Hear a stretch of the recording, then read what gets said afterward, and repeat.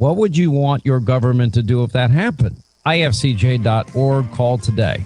Hey, you're listening to the best of the Sean Hannity Show. We'll have more of your favorite guests, topics, and memorable moments. That's all coming up. Hey, check it out. A new discovery found a massive trove of gold coins in the Czech Republic, minted by a long-lost civilization. It's from before the 2nd century BC. They also found silver coins among the artifacts. Not only have gold and silver been valued for thousands of years, but they can physically last that long as well. Just another reason why I have partnered with the award-winning company Gold Co. I'm also a customer. Now, they sell gold and silver, and they're great at what they do.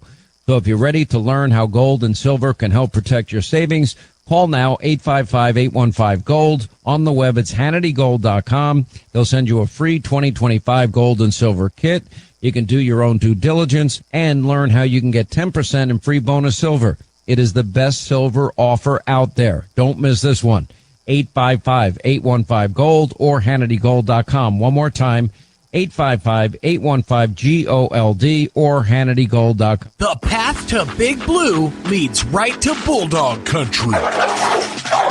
Welcome to Artesia Bulldog Football on AM 990 and 93.7 FM KSVP and online at ksvptv.com. Snap is back, turn, fake the handoff, looking to throw the ball. He's going to throw it out, put it intercepted, and running it back.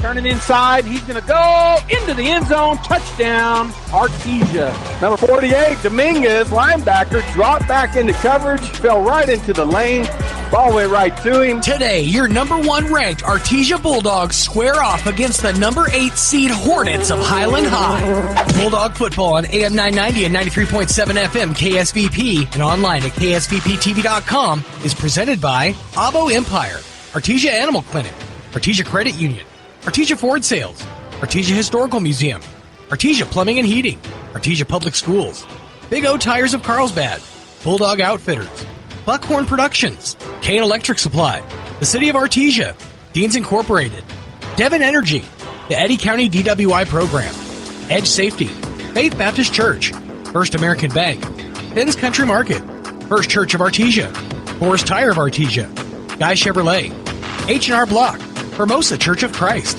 Hawker & Sons, Incredible Printing, J.S. Ward, J&J Home Care, AC Light Tower, KFC of Artesia, La Fonda, Lois Oliver, Mac Energy, Major Supply, Nels Floral, Permian Construction, Pressure Services, Reliable Tent, Remax Axiom, Smile Expressions, Southeast New Mexico College, Cape Branch of Artesia, Turpinning & Sons, Western Bank, Wilbanks Trucking, Trans-Aero Medevac, Amigo Machinery, Artesia General Hospital, Bob Reed Pest Control, Central Valley Electric, Eastern New Mexico University Portales, and ENMU Roswell, Maupin and Brown Dentistry, Pecos Valley Equipment, Roswell Seed Company, and Trustmark Roofing. Now, your Artesia Bulldog pregame.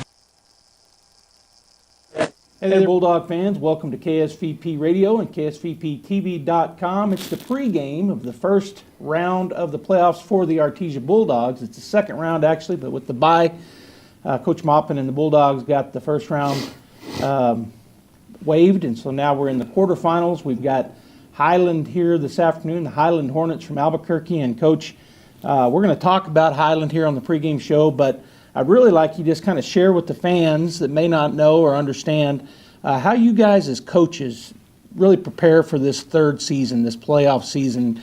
You have the bye week, and of course you've got this week to practice, but how do you prepare your coaches, and how do they prepare?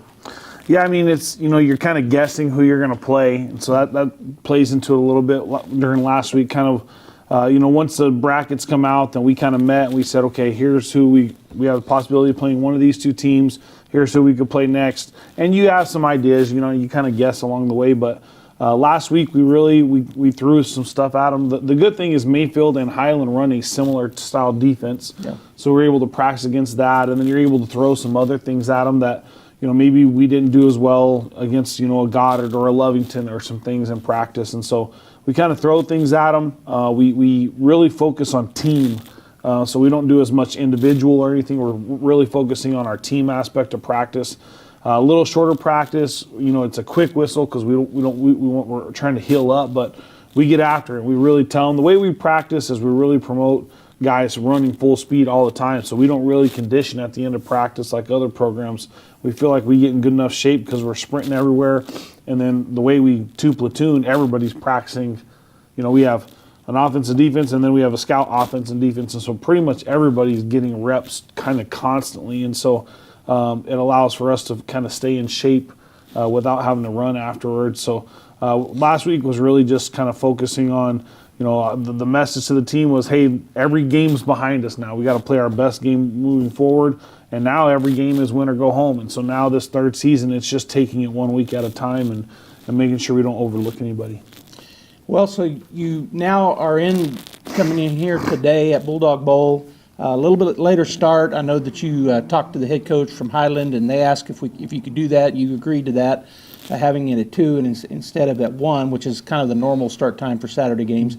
But it is Saturday game. That's an exciting part I know for you as a coach and for the Bulldogs, because when you get to playoffs, it's different. You're going to play on Saturdays, not under the Friday night lights. Talk about this week of practice and what your expectations are going into the game today. Yeah, so we always say Friday nights for regular season, Saturdays for playoffs, and the state game pretty much has to be on a Saturday. So I don't really know why people want to play on Friday, and then all of a sudden you're in the state game playing on a Saturday. So we really, we're preparing for that game, and so that's why we really like Saturdays. Even when I called the coach, he was like, "You don't want to play Friday night?" And I said, "No, we play Saturdays down here, So. And so the way the rules are, you almost can guarantee a Saturday game. But we got we're going to play Saturday. He has to move to 2, and so man, we're excited about the opportunity. Bulldog Bowl comes alive, pretty much every Friday night. But in the playoffs, there's just a whole different atmosphere in this town and the excitement. So we're really excited to host those guys and get after them and play today. All right, Bulldog fans, we're going to continue the pregame show here. We'll have Coach Acosta coming in here in just a few minutes and talk about the scout teams. He'll give us a scout report of the Highland Hornets, and then, of course, we'll have some Meet the Bulldogs. And then at 2 o'clock, Saturday afternoon playoff football live from Bulldog Bowl right here, KSVPTV.com. Of course, we're on Facebook and YouTube, and KSVP Radio AM 990 and FM 93.7. Go Bulldogs! It's lunchtime in Artesia. Why settle for ordinary when you can have extraordinary? At La Fonda, we've been serving Artesia since 1965 with authentic New Mexican favorites. I'm on my lunch break, and nothing beats La Fonda's green chili chicken enchiladas. Fast, hot, and delicious. Join us weekdays from 11 to 2 at 210 West Main. Dine in, take out, or call ahead at 575-746-9377. Make your lunch break the best part of your day. La Fonda, where flavor feels like home. Diamondback Auto has a new home. That's right, we've moved to 1713 North Roselawn in Artesia, and we're ready to keep your wheels rolling. From light to medium duty trucks, cars, and even entire fleets, Diamondback's got you covered with expert repairs, custom fabrication, and honest service that keeps you on the road. Stop by our new shop today at 1713 North Roselawn in Artesia. Diamondback Auto, where hard work and horsepower meet.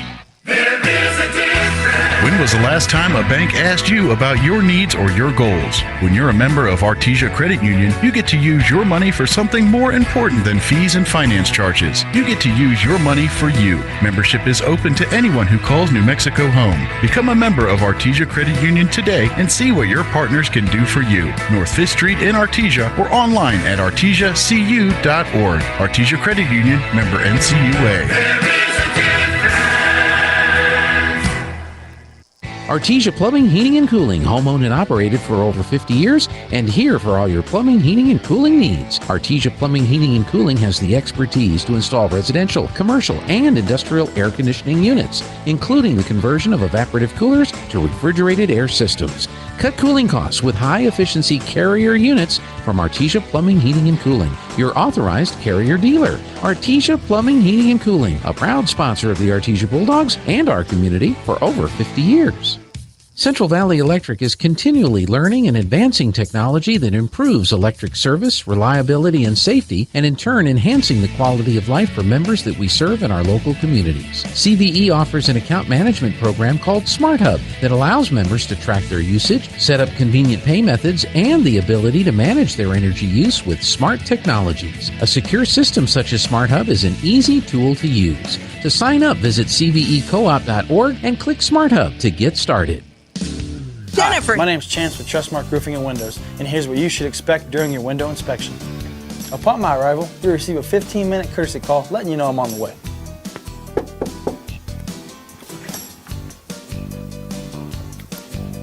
Once I'm in your home, I'm going to be checking for moisture indication, functionality, and any kind of energy efficiency improvements to the inside and outside of your home.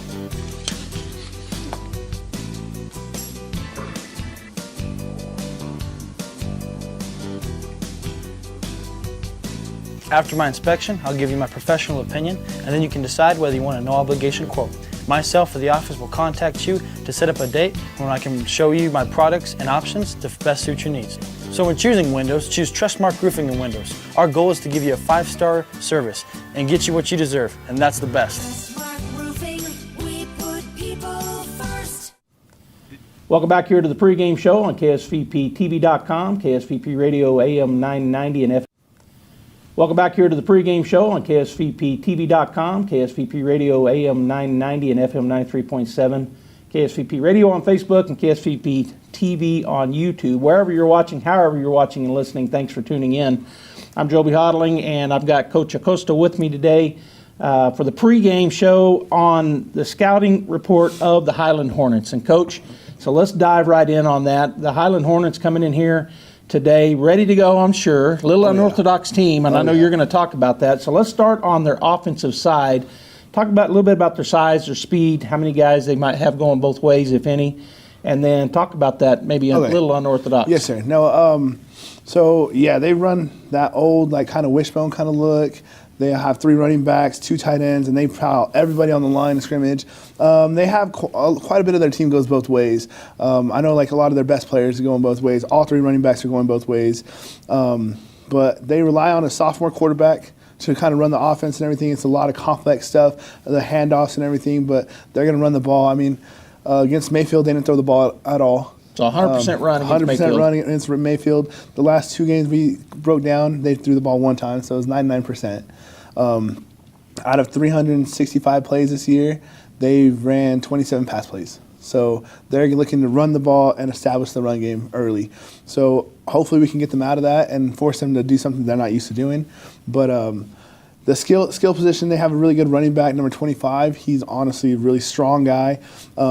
I watched that Mayfield game. They had him wrapped up a couple times, and he's a strong kid that will just move the pile. He lands on his forward all the time, so hopefully we can stop him. They have another guy who's number 10, really fast kind of guy. He looks to bounce the ball all the time. But, I mean, the offense runs through those 3 running backs. They have 3 of them. Number 22 will get the ball sometimes on this straight dive, but those guys, everything goes through them. Number 55, he's the offensive lineman. He's a sophomore, and honestly, he's a pretty good guy too. He pulls really well, traps really well. But again, he's a sophomore, so there are times where he's going to get tired in the game, takes plays off, and then also just starts giving away when he's going to pull later on in the game. So we're going to key on that for sure. But he also plays both ways. Their left tackle plays linebacker as well. So yes, sir, they got a lot of guys, moving parts going both ways. They really never flex out anybody, wideouts. They will move the tight ends. They'll just shift them out, or sometimes they'll shift out the running backs and shift them out to wideouts. But again, they're not looking for the ball. One of their tight ends, actually, we call it a tight end. He's just an extra O lineman. Where's number 51? He's going to be on the line.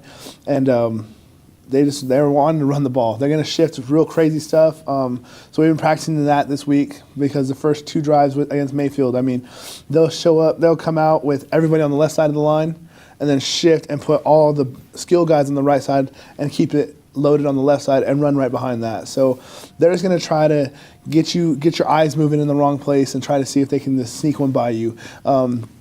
in the Mayfield game, I mean, they would adjust this way, and Mayfield wasn't moving at all. So, I mean, at the point of contact, they had 4 guys probably, and that's where like it really hurt them a lot. It's not gonna lie. So, we're making sure we're checking off those boxes and just keeping everything accounted for.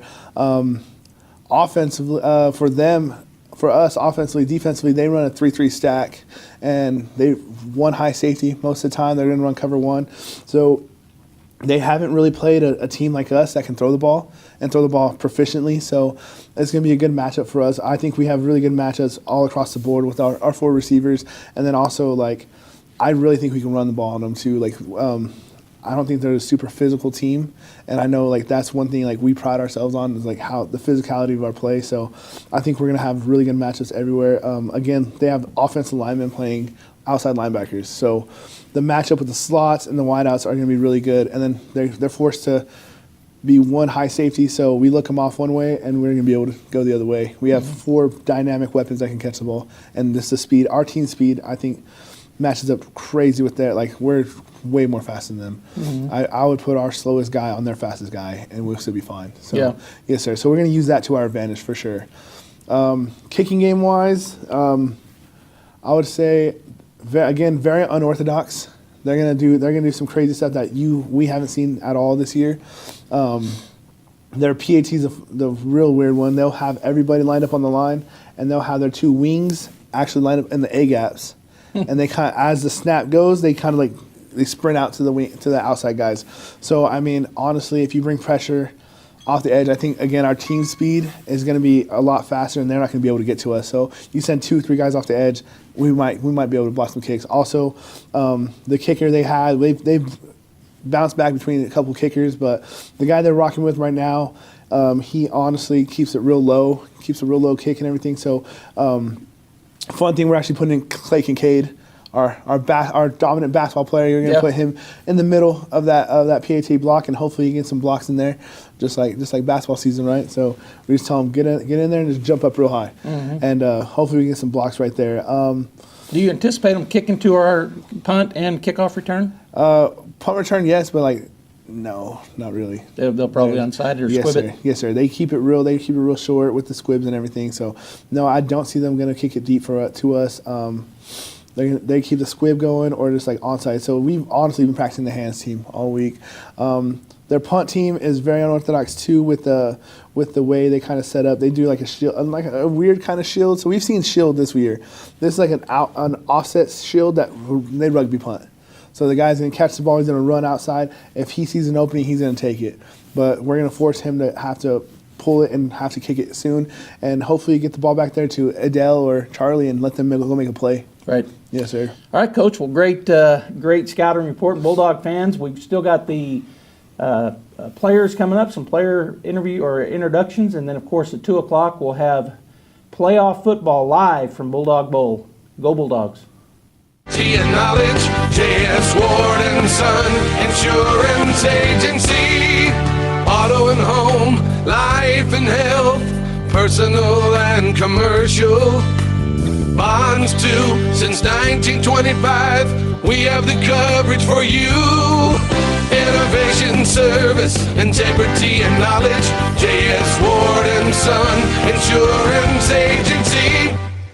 KCLT is the leader in surface rental equipment and customer service throughout the Permian Basin. With yards in Artesia and Monahans, Texas, you can count on KCLT to work 24/7, 7 days a week. Their professional mechanics are always out in the field and are Dort certified. KCLT is there to make sure your site is ready when you are ready and can certify your man lift and forklift operators on site or in our yards. Save KCLT in your contacts, 575-308-8647. Surface rental equipment all in one place. KCLT, helping you keep America running. Proud supporter of the Artesia Bulldogs. RE/MAX Axiom, located in the heart of downtown Artesia at 402 West Main, Suite D and E, is staffed with certified full-service professional brokers. Whether you're buying or selling a home, the professionals at RE/MAX Axiom will lead you through every step of the process. Visit their website, remaxnmaxiom.com, or call 575-255-0111 to speak with a licensed broker. RE/MAX, voted the most trusted name in real estate, and RE/MAX Axiom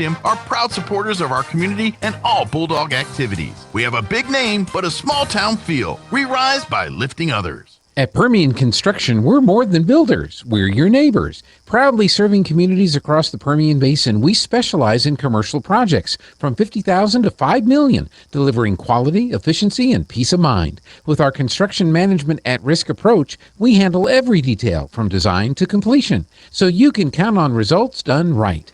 Built on hometown pride and strong values, Permian Construction is committed to growing the places we all call home. Learn more at PermianConstruction.com, where Maggie the Bulldog says, which means go Bulldogs. Hawker & Sons of Artesia, a company specializing in excavation and construction, is proud to support and provide construction services to the people and businesses of Eddy County and the surrounding area. With their expert knowledge of the industry, Hawker & Sons is well equipped to offer top-level service and professionalism to all oil field businesses, commercial and private parties with excavation and construction needs. Call Hawker & Sons today at 575-365-3175 or visit their website at hawkerandsons.com. Go Bulldogs! Did you know that God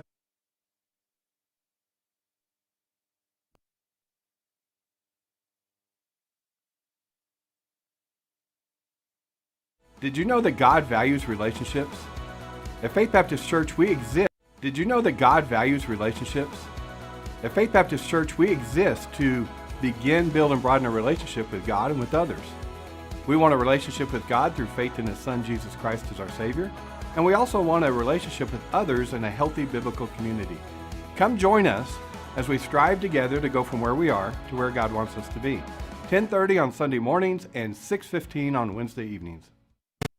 Questions to bookkeeping, payroll services, and more. You can trust the team at H&R Block to be there when you need them most. Stop by 502 West Texas Suite A in Artesia or call 746-3456 to schedule an appointment. H&R Block, proud to support Bulldog sports. Se habla español. Welcome back to the Artesia Bulldog pregame show. It's now time to meet your Bulldogs. My name is James Fernandez. I'm a junior. I'm class of 2027. My parents are Devin and Greg Fernandez. My favorite subject in school is history, and my favorite thing about being a Bulldog is the community and the traditions. My name is Trent Eglund. I'm a senior. I'm a wide receiver. My parents are Tara and Tracy Eglund. My favorite subject is science, and my favorite thing about being a Bulldog is all the support from the community. My name is Sergio Robles. I'm a senior. I play D-tackle and DN. My parents are Sergio Robles and Santana Robles.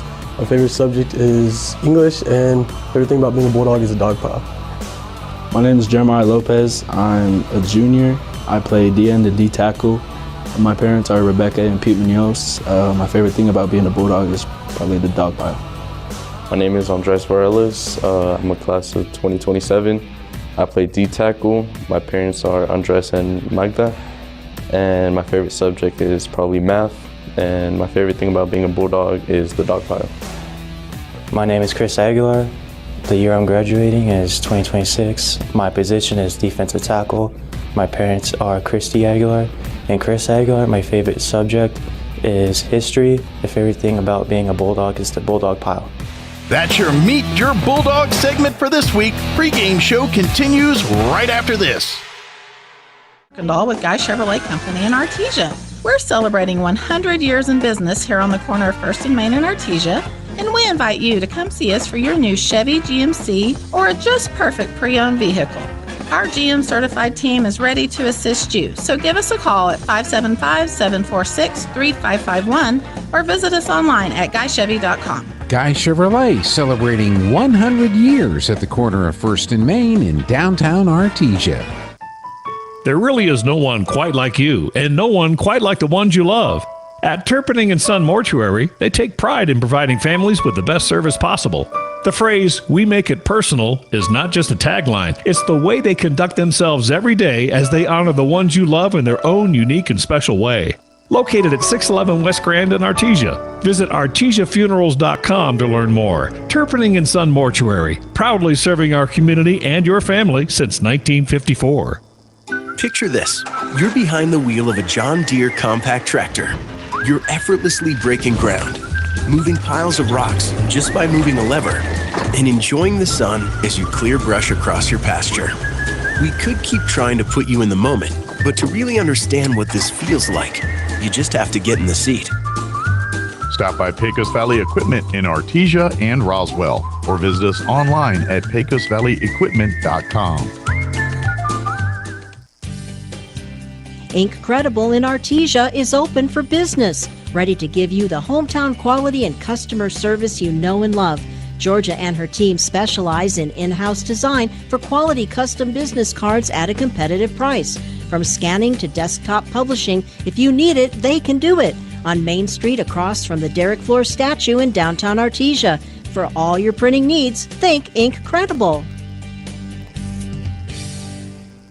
Reliable Tint LLC has a brand new home at 1416 South 1st Street in Artesia, and they're ready to serve you. Now open Monday through Friday, 8 to 6, Reliable Tint specializes in professional window tinting and glass replacement for cars, trucks, SUVs, and yes, even big rigs and RVs. From reducing glare and heat to keeping your ride looking sharp, Reliable Tint has the experience and quality you can trust. Stop by their new location, 1416 South 1st Street in Artesia. Reliable Tint LLC, your local experts in tint and glass. The Artesia Police Department wants to remind you to lock up your vehicles, take your keys with you, and never leave valuables in your vehicle. If you're looking for a rewarding career in law enforcement, the Artesia Police Department is looking for you.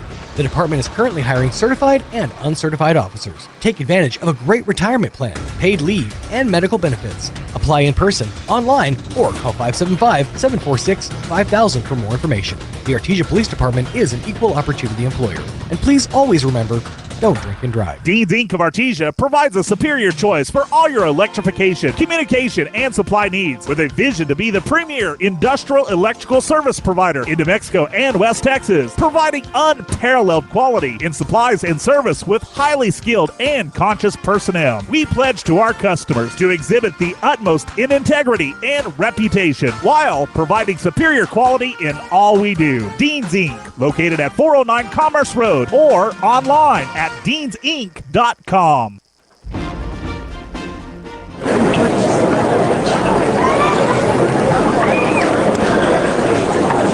Good afternoon, everyone, and welcome to the world-famous Bulldog Bowl, where the Artesia Bulldogs are taking on the Highland Hornets today in quarterfinal action in 5A New Mexico State football playoffs. And this is Robbie Ballou. I'm joined with Josh Howard today as our compadre. I like that one better. Joby Hodley is in Albuquerque right now calling the volleyball game, and they are in the semifinal game in the state tournament up there, and it starts at 2 o'clock. And you can go to the Facebook page of KSVP Radio and listen to that game too if you'd like to, as the girls are taking on St. Pius. But Josh, we got a football game here today, quarterfinal action. Yeah, we were just talking about a few minutes ago how it's a warm day, 85 degrees, not much wind at all, just a little bit, maybe right to left. We're about to bust out of the tunnel. One of my favorite traditions here at Artesia is all the fans line the field, the kids, players, and they watch them do the Bulldog pile. And I know my son's down there, and a lot of kids, students are down there waiting for them to come out of the tunnel there. Yeah, usually my grandkids are down there, but they're in Albuquerque watching the volleyball game, so they're not down there today as the Bulldogs are making their way down the ramp. And the Highland Hornets have not come out of the locker room yet, probably a mental thing for the coach. I was reading an article after they won last week. They defeated Mayfield 36-22 to advance to this game, and the coach, they asked him about coming down to play Artesia, and he said, well, that's the Mecca. I'm just excited my boys are going to get to go see how football's played there. Oh, wow. Yeah, we've seen it all in the playoff game. Sometimes they'll come down, turn their backs to us when we're doing the Bulldog pile, and I don't think none of it's really worked. No, I remember Charles Gregory, who grew up here. I grew up with his sister. He was younger than us, but he started coaching, was very successful. And he brought a team in here one year in the playoffs, and we always call the other ramp, that not the one the Bulldogs come down, we call the other one the loser ramp. That's just historically, even when I was coming through here, we called it that. You never went down that ramp for any reason at any time. And so Charles had his team go down the visitor stands aisle over there instead of going down that ramp. Yeah, I started reffing football this year, and I reffed a few games at the Bulldog Bowl, and being from Artesia, I would walk around to the homestands, go down. They're like, "What are you doing?" I said, "Well, I can't go down the loser ramp." No, you other officials go down that. I'm not doing it. Exactly. All right, the Artesia Bulldogs coming in today 9-1 on the season. They had a bye last week because they were seeded number 1 in the playoffs, so they received that bye. And the Highland Hornets coming in 7-4 on the year. They were 4-3 in their district, and then they obviously got seeded in the playoffs and won that first game last week. So as they are gathering under their helmet over there. So kind of an interesting thing, Josh. We've looked at it. Anybody following high school football in New Mexico knows there's a northern district and a southern district, and that's what we're going to see today, a matchup between somebody from the north and somebody from the south. Yeah, and we have a couple other of those matchups again, as well as Gadsden and Los Alamos are playing, and Gadsden is up on that game 30-13. And then you have Lovington and Goddard playing right now as well, and Lovington is up on Goddard 13-0 in the second quarter. Yeah, and Los Alamos has been the talk of the South right now, right? They're 10-0 coming into the playoffs. They got a bye, seeded number 3, and then they're coming down to play us. I think Gadsden got 4th in our district, and they're coming down to play number. I think they were 5th. Were they 5th? Yeah. In our district, and so seeing a 5th place team in our district take on the district champion and the 10-0 undefeated team coming in, and they're beating them pretty good right now. Yeah, 31-13 in the fourth quarter. They're just being able to run the ball very easily on Los Alamos today. All right, the Bulldogs came through the A and did the world famous dog pile. Highland also came down with the flags, and everybody's getting back on the sidelines and getting ready to go. Excited about football today, Josh. We're going to see a class of seniors for the Bulldogs that have been playing together. Every class has, but this class has been playing together, obviously, since 7th grade, and they have had success all the way through at almost every sport. Yeah, and we talked about before the game, this senior class, they were juniors last year. They won the state basketball championship, and they played the Highland Hornets for the state championship and beat them 55-48. They did well in baseball. They're a great class and have a lot of really good athletes in that class.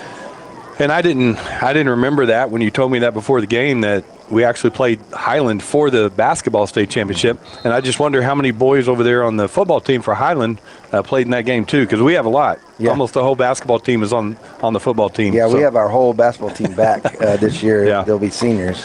All right, the Artesia Bulldogs come out if you're listening on the radio.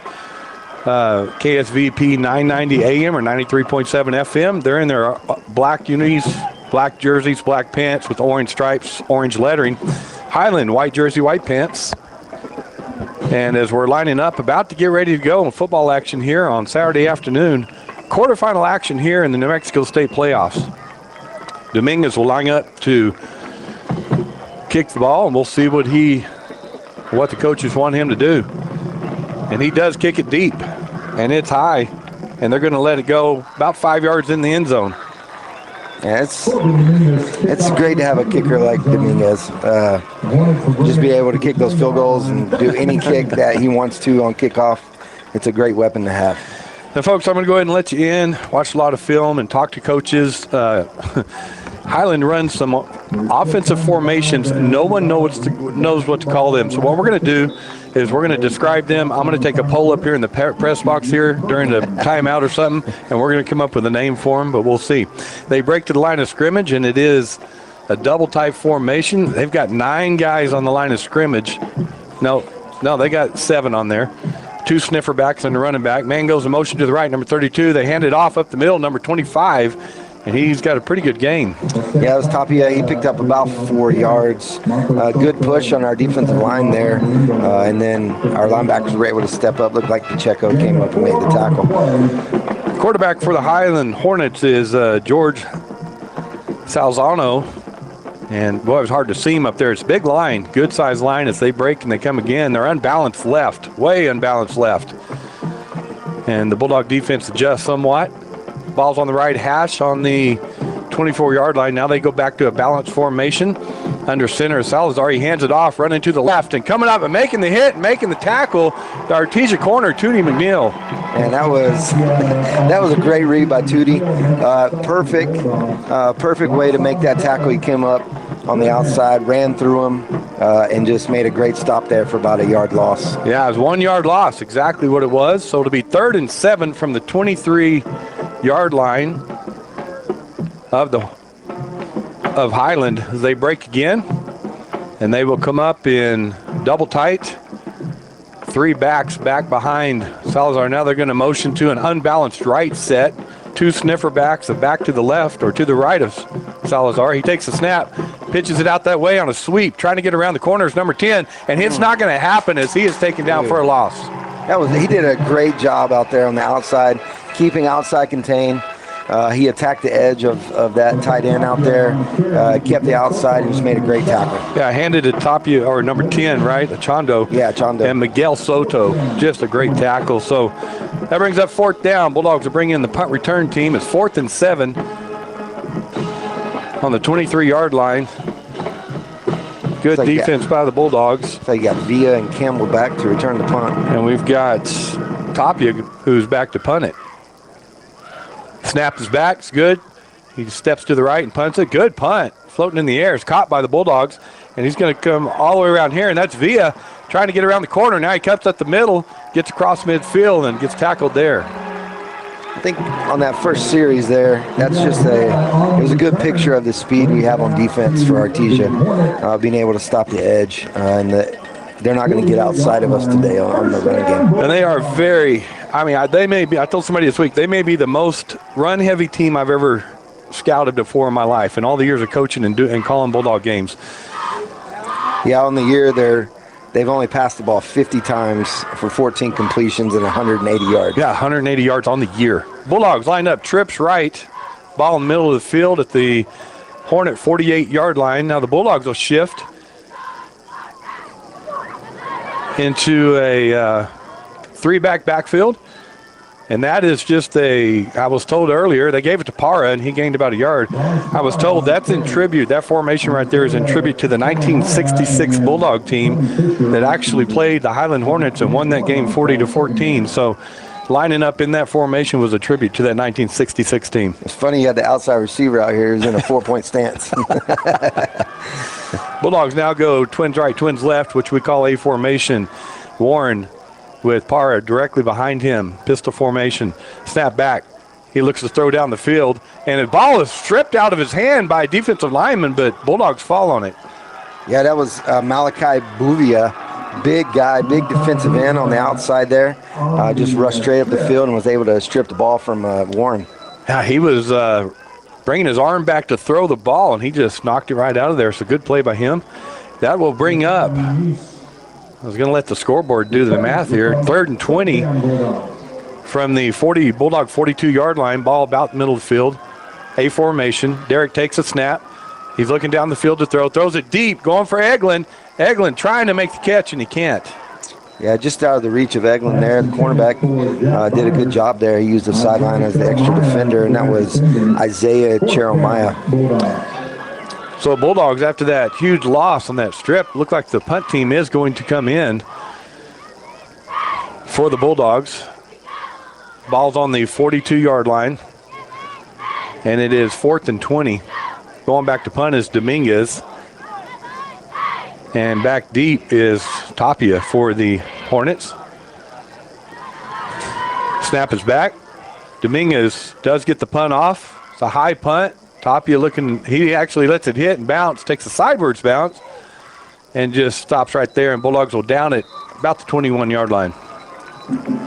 Yeah, it looked like that was going to get a little more roll. It looked like one of them ones that were going to roll, but it did take a sideways bounce. So we come out and hold them 3 and out. They hold us 3 and out, and now the Hornets will go back on offense. Boy, their offensive line, they got some good-sized boys on that offensive line. Yeah, and here's one thing we always talk about. They only have 27 players, so a lot of them are going both ways, so you wonder if they're going to get tired. And it's a hot day, too. It is. All right, they break the huddle and come up to the line. Wow. Again, they got 8 guys on the line of scrimmage.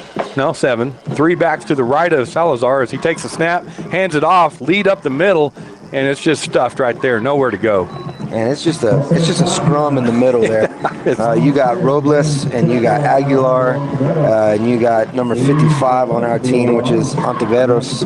They're just plugging the middle, and our linebackers are free to go make the tackle. Well, you got 7 guys on the line, our whole defense, and then there's about 18, 19 guys in that huddle. As Highland's going to, I believe Highland took a timeout. Yeah. We're going to take one too. We'll be back with football action in just a moment.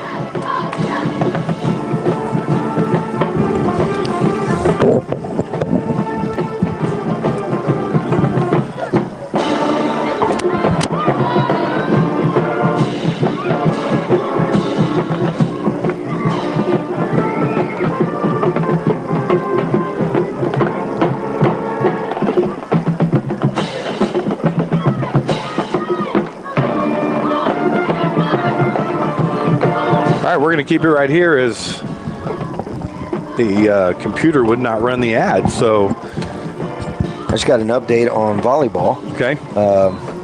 Playing St. Pius in the first set.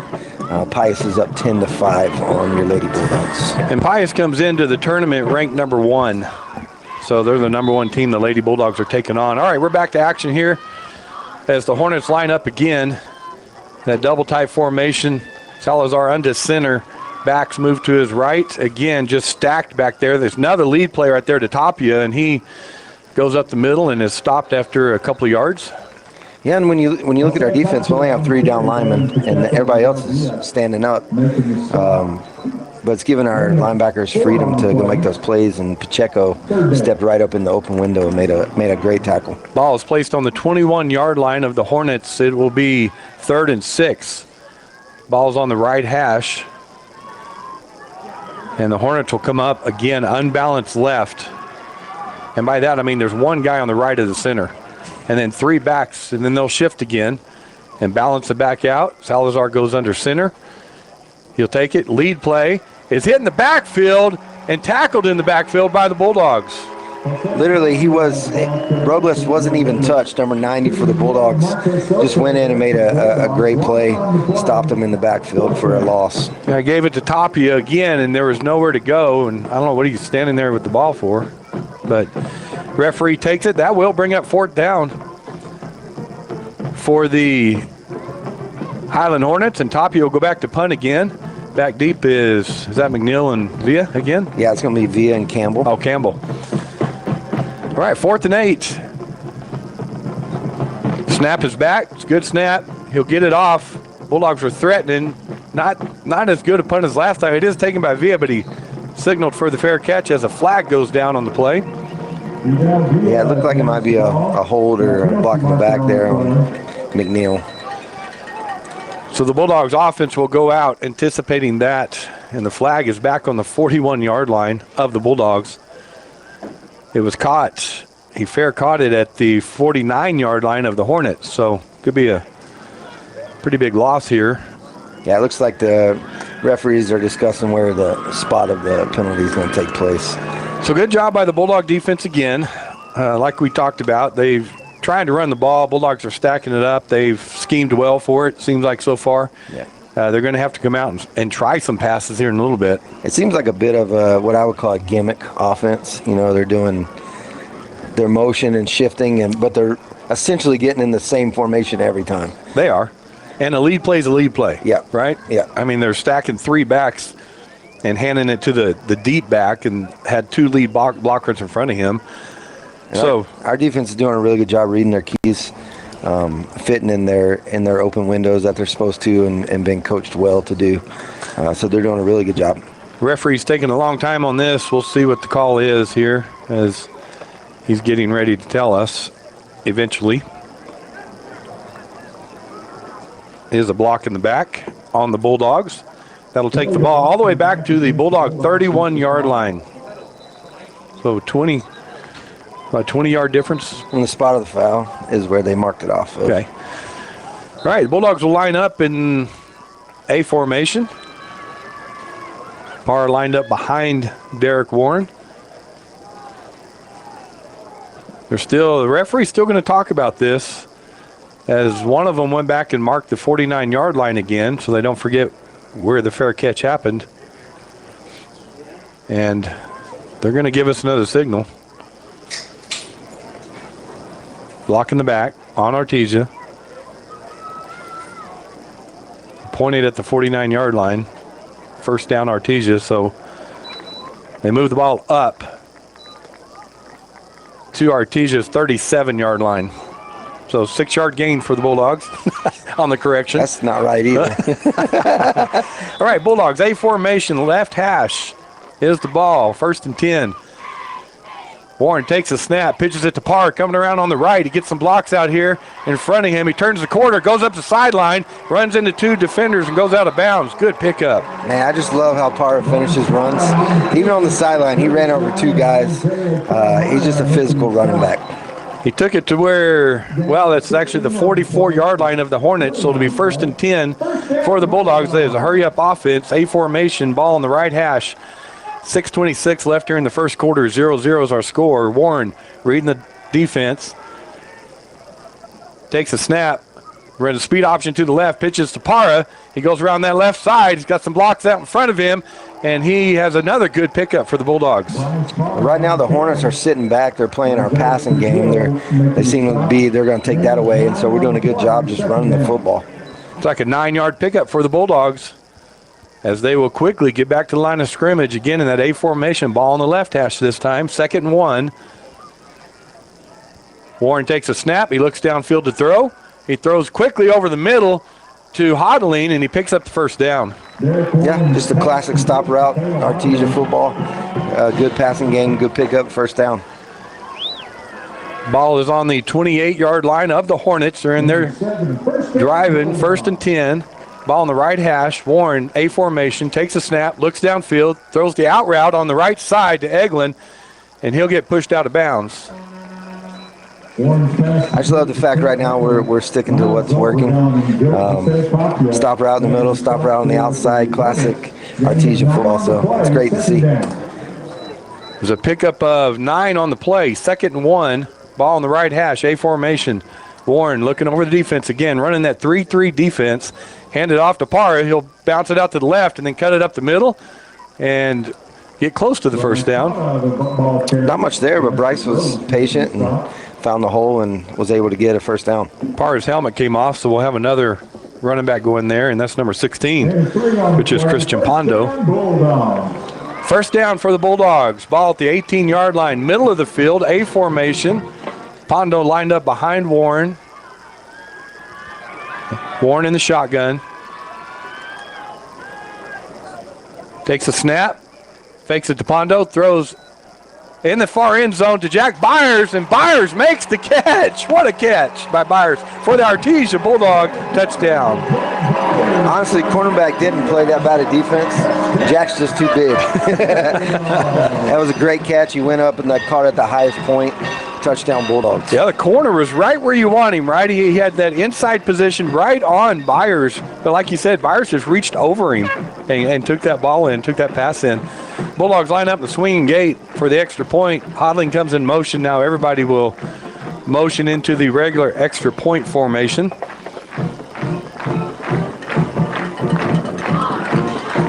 Holding for the Bulldogs, number 14, Lucas Atkins. The kick is up by Dominguez. The kick is good. Artesia leads Highland 7-0 with 5:09 left here in the first quarter. We're going to take a break and be back with more action.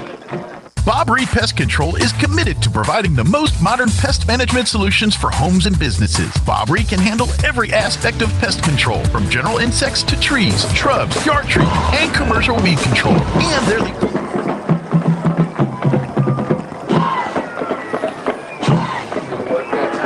Well, Bob Reed Pest Control is committed to providing the most modern pest management solutions for homes and businesses. Bob Reed can handle every aspect of pest control, from general insects to trees, shrubs, yard treatment, and commercial weed control. And they're the only Centricon termite colony elimination system authorized operator in Southeast New Mexico. No job is too big or too small. Bob Reed Pest Control, Southeast New Mexico's pest management professionals. Find them online at bobreedpestcontrol.com or call 575-623-5343. 44, serving all of southeast New Mexico.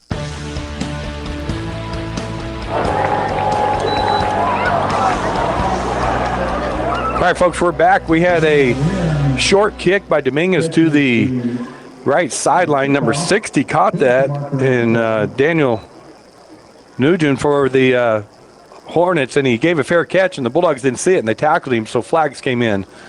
So it'll be a penalty on the Bulldogs.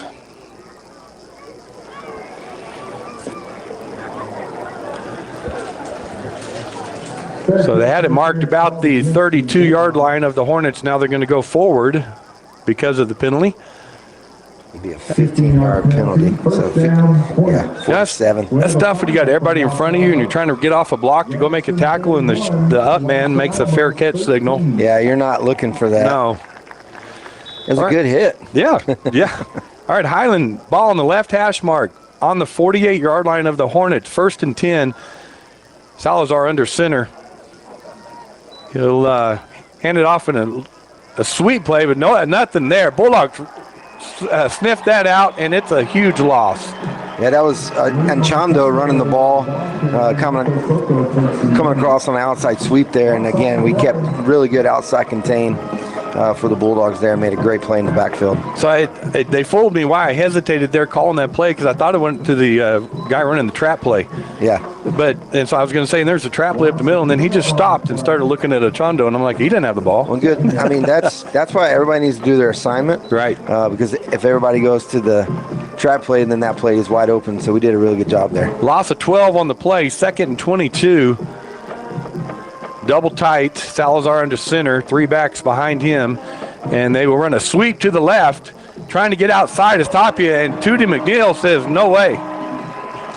He just ran through the block, kept outside contained, and made a great tackle. We're playing great fundamental defense right now. Yeah, Tootie read that immediately, came over, made a great open field tackle. Tapia's a good back. Yeah, when you look at Tapia on the year, he has 179 carries for 1,500 yards on the year. So he's a good running back. Again, Anchando has 100 carries for 880 yards. So very good running backs. So it's 3rd and 26 after that 4-yard loss. Again, double tight, Salazar under center. Sniffer back and 2 backs to his right, deep in the backfield. He'll hand it off straight up the middle to Tapia, and met there by a host of Bulldogs. And so not much of a gain on that play. Yeah, he's just running into a mass of people. There's really nowhere to go. He got a couple yards, but that's it. Yeah, so they've tried outside, and that hasn't worked. They've tried up the middle quite a bit, and that hadn't worked. So they're going to have to try to open it up with some kind of passing to get the Bulldogs, back them off that line a little bit. So they're going to come into a punt formation with it 4th and 24, and the ball's on the 35-yard line of the Hornets. Back deep is Campbell and Villa for the Bulldogs. Tapia back to punt. Snap is good. He gets the punt off. Goes off to the right side and bounces, takes a Bulldog bounce, and we'll just die right there at the 44-yard line of the Bulldogs. So we do have an update on the Artesia Bulldog volleyball game. St. Pius took the first set, 25-16 over your Lady Bulldogs, and they're about to start the second set. So in the bracket for 5A, we've got Artesia Highland, top of the bracket going on right now. Goddard Lovington, other top half. Bottom half's Los Alamos Gadsden. I believe Gadsden won that game, and then Belen Roswell, and Roswell beat Belen last night. So Bulldogs come out and trips right this time. Well, actually empty backfield. 2 receivers to the left, 3 to the right. Warren, shotgun. Ball on the left hash. Warren takes a snap, looking down the field, throws to the left sideline to Byers. He catches it and picks up about 16 yards. I mean, he's wide open. That's what they do in practice every single day. He's wide open. There's nobody around him. That was an easy pitch and catch right there. Bulldogs again straight back on the ball. They're huddling for about 3 seconds with the line and then signaling the receivers. Empty backfield again. Ball on the left hash. 1st and 10 from the 39-yard line of the Hornets. Warren takes the snap. Looks right. Throws right. Caught over here by Fuentes, and he picks up some yards, and then he got hit hard. He got laid out by Tapia there, but good pickup for the Bulldogs there. What makes it so hard for the Bulldogs is we can run and we can pass. What do you take away? Now another first down for the Bulldogs. Ball on the 28-yard line. Empty backfield again. Trips to the left. Twins to the right. Warren looking at the defense. Takes a snap. Looking to the right. Throws a fade route on the right to Eglin. Eglin goes up, makes the catch, and there's another Bulldog touchdown. Again, Eglin, the corner was not in bad position. Eglin's, 6'6", probably, and their cornerback maybe 5'8", and so Eglin just went up and made a great play on the ball. Makes you look really good as a quarterback, doesn't it? Yeah. I mean, that's great coverage. All you do is throw it up and your receivers go get it. Let them be athletic is what we used to say, right? It's a great weapon to have. Bulldogs in the swinging gate. 2 minutes left here in the first quarter. And they will snap it. And taking it is number 81, I believe, and a great play to keep him out of the end zone by the Hornets. Yeah, that was Destin Pacheco. He caught the ball from the center, which is kind of cool. Yeah. You don't see that too much, and that's a cool play on the swinging gate, but it didn't work. Bulldogs 13, Hornets 0. 2 minutes left here in the first quarter. We'll be back after these messages. Southeast New Mexico College offers a variety of associate degrees and certificates to help you pursue your educational goals. You'll find high-quality, affordable associate programs like business and nursing. Certificate programs like natural gas compression, welding, and industrial maintenance are offered to serve the common needs. Find your direction at SENMC. Navigate new pathways through higher learning at Southeast New Mexico College. Learn more at senmc.edu.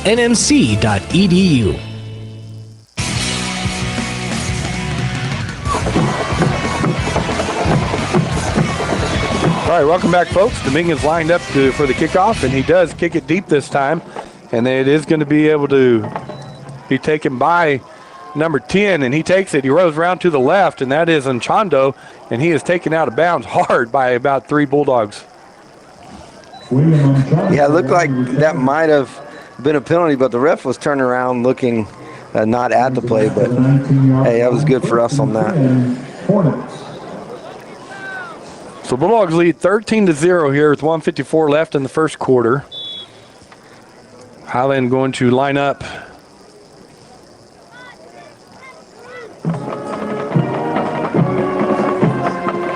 Wow, different formation this time. I don't know. They've got 2 guards by the center, and then their linemen are spread out on the right. In shotgun is Salzano. In motion is number 2. So he rolls out to his right, looking back over the middle, nothing there, being chased, throws out, and tried to get it to Ryan, and it's incomplete. Yeah, that was a different formation. They have to do something different because it hasn't been working, and so they decided to spread it out and throw the ball. Good job by defense and the cornerback over there, Tootie McNeil, to make a play on the ball. So the ball is on the 19-yard line of the Hornets, left hash. 2nd and 10, as they will line up. They got a receiver out wide right, 2 twins on the left. Salazar in the shotgun, to motion right with number 2. He hands it up the middle to Tapia, and it's a good hole for him this time as he gets up and keeps on going past the first down marker. Yeah, that was a good play by Tapia. They spread us out a little bit. We were thinking maybe they're going to pass the ball again, and he just ran it right up the middle with a really good gain for 19 there for the Hornets. So 1st and 10 from the 38-yard line. Ball middle of the field. As the entire offense is not really huddled up. They're signaling. Everybody's got an armband on, getting the play that way. And they will spread us out again to the left this time,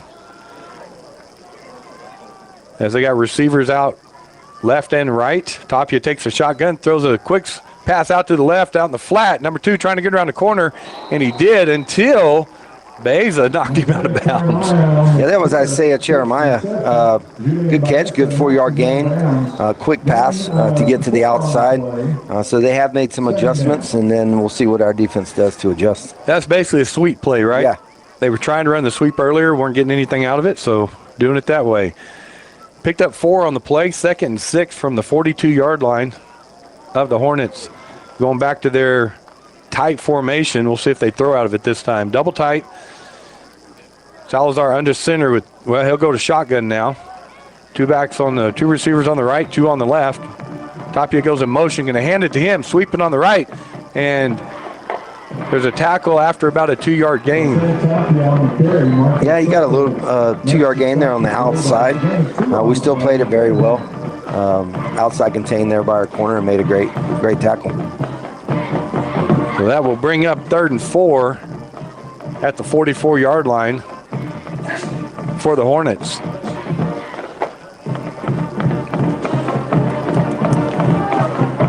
Again, they'll go in that double tight formation. I say double tight. They've got 2 receivers on the right, 1 on the left, and 2 backs in the backfield. So we got motion Jeremiah left, handed up the middle to number 10, Anchando, and the Bulldogs are going to get him for a loss. Yeah, you had Charlie Campbell in there on the play. You had Baeza. You had number 33, which is Adele Villa. Just really good pursuit to the ball. You had 3 or 4 Bulldogs chasing him down for a loss on the play. It's going to be 4th down. That's a loss of 4 on the play. It's 4th and 8 from the 40-yard line, and we'll see if they line up to punch. That's the end of the first. And actually, that's the end of the first quarter. So after the first quarter, the Artesia Bulldogs lead the Highland Hornets 13-0, and we'll be back to second quarter action. Sometimes that dog barking is an Artesia Bulldog preparing for victory. Most of the time, however, it's probably just the family pet asking for attention. Artesia Animal Clinic provides a full range of services for just about any size pet or animal. Our new clinic has been expanded to provide better quality of care, including an in-house laboratory, radiology, surgery, herd health, and more. So the next time your pet looks like they could use some extra care, come by Artesia Animal Clinic in our newly remodeled and expanded facility at 110 West Mahone Drive.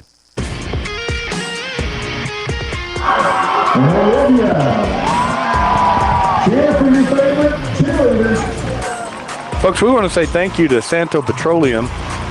Santo is an independent family-owned and operated exploration and production company.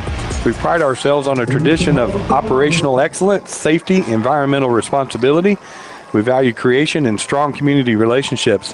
They are helping to sponsor this, so we're able to bring it to you free if you're watching the live stream on KSVPTV.com or YouTube or Facebook for KSVP. So thank you to Santo Petroleum for your sponsorship today. Right, it is 4th and 8. We got Tapia back to punt for the Hornets, and only got 1 guy back deep for the Bulldogs. Looking for the fake. Tapia comes to the right. He does punt it, and it's not going to go very far.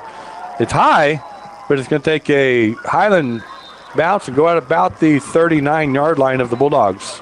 Yeah, we're getting really good pressure, so he's having to kick the ball straight up in the air instead of the trajectory that he wants to be able to kick the ball. Well, he takes those 3 steps to the right. Yep. So it takes longer to get off and instead of your 1 step and punch. All right, Bulldogs will have it left hash, 39-yard line. With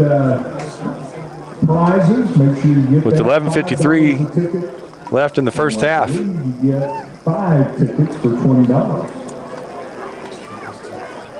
Bulldogs come out in twins right, single receiver on the left with Hodling.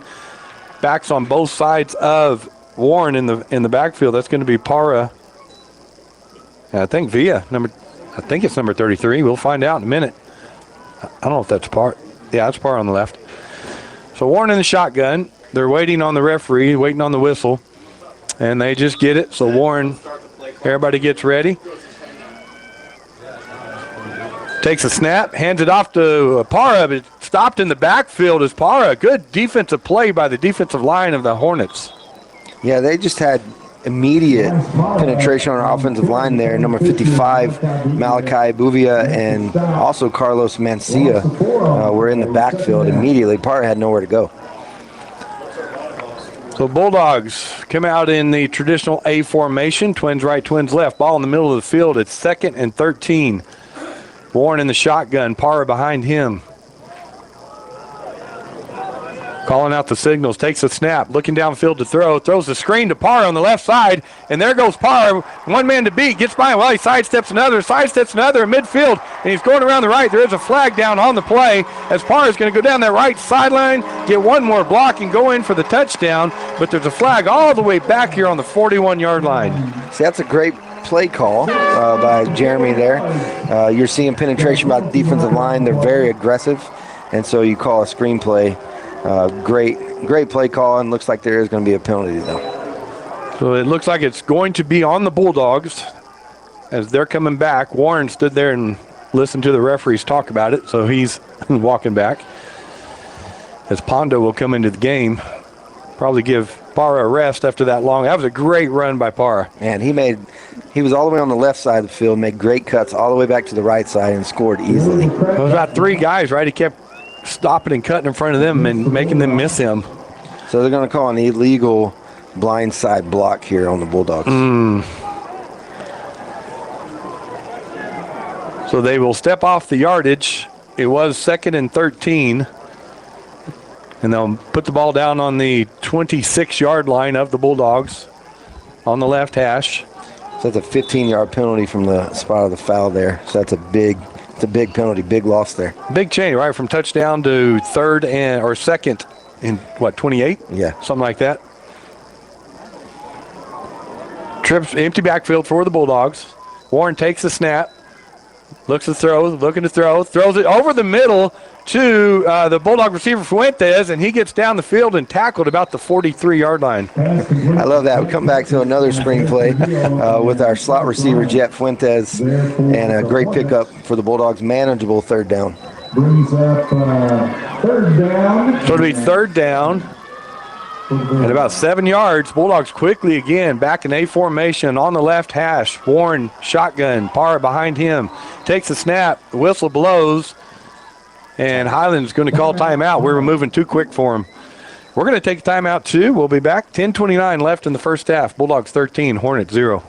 Looking for power, performance, and a whole lot of game day style? Come to Major Supply, your one-stop shop for industrial goods and outdoor gear. With the brands you trust, Milwaukee, Rigid, and much more. Built for the job site and tough enough for any task. And when the work's done, gear up for game day with team apparel, sunglasses, and all the sporting equipment you need to play hard and cheer harder. Tools, threads, and everything in between. Stop by today at 1808 South 1st in Artesia or check them out online at MajorSupplyLLC.com. We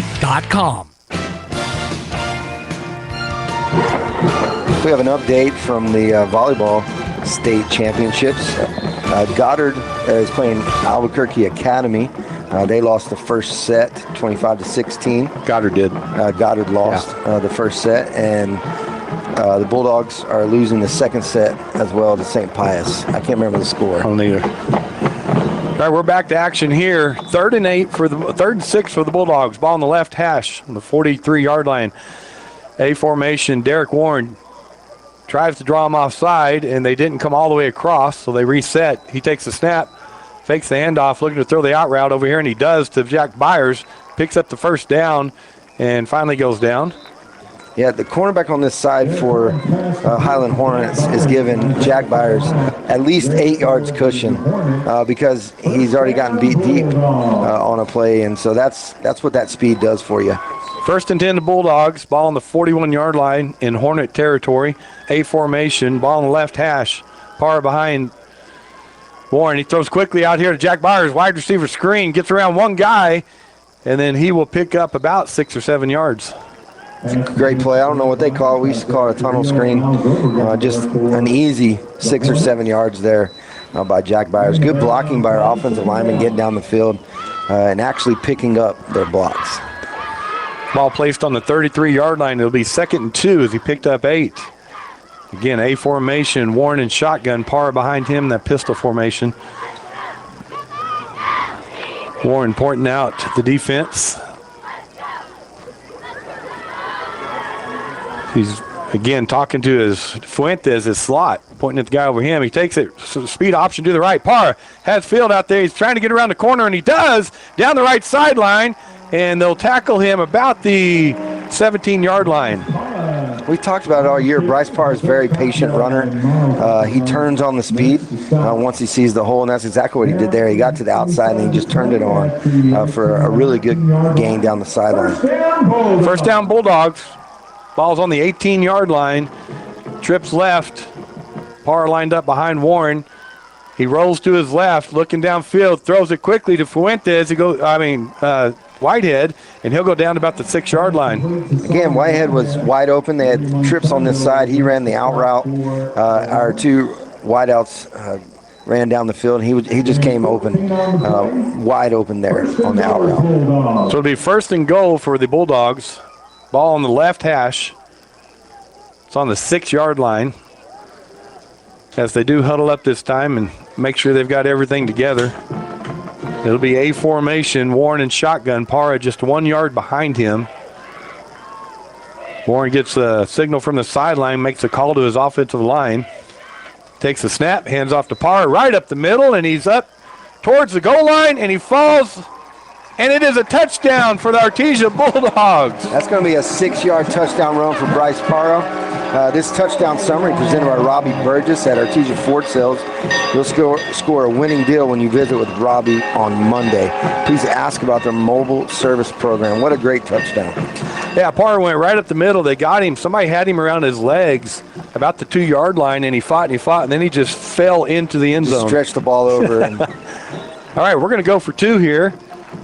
As it's 19-0, Bulldogs. They'll line up in their big formation, and I believe that's Campbell at quarterback for the Bulldogs. And he'll take the snap, throw a fade route on the right, 2, and it's caught for the Bulldogs. And that's Tootie McNeil that caught that out there. Man, that's exciting. You're cornerback to cornerback. Neither one of them are quarterback. Just a great play. You know they're excited. They're going to be talking about that all day today. Great pass by Charlie to Tootie McNeil. Yeah, it was. Conversion. Tootie lines up and just because of the fade route, right, he just threw it up and he went up, got the rebound. You wonder how many times they practice that after practice. All right, folks, Bulldogs 21, Hornets 0, 8:25 left in the first half. We'll be back after this message from KFC. Hi, Artesia. Cambria here from your local KFC and Taco Bell. It's back. Our world-famous chicken pot pie is back for a limited time only, and it's better than ever. And for only $5.99, you can't beat that. Come by and try one today. As always, it's great to be a Bulldog, and we hope to see you soon at your local KFC and Taco Bell.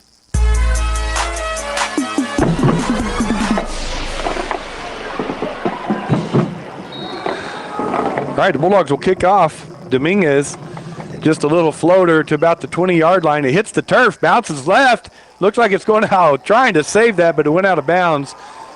Number 36, I believe, tried to save that for the Bulldogs. Yeah, it looks like he's going to say he stepped out of bounds on that. So great hustle by Javen Arredondo. If he was able to jump from inbounds, get the ball and knock it back inbounds, it would count. Yeah, definitely. But it should be a flag on the play as it went out of bounds, right? Well, they're saying that he touched it while he was stepped out of bounds, so it's going to be Highland ball. Oh, okay. Stepped out of bounds while touching the football. So it's about the 20-yard line is where they're standing right now.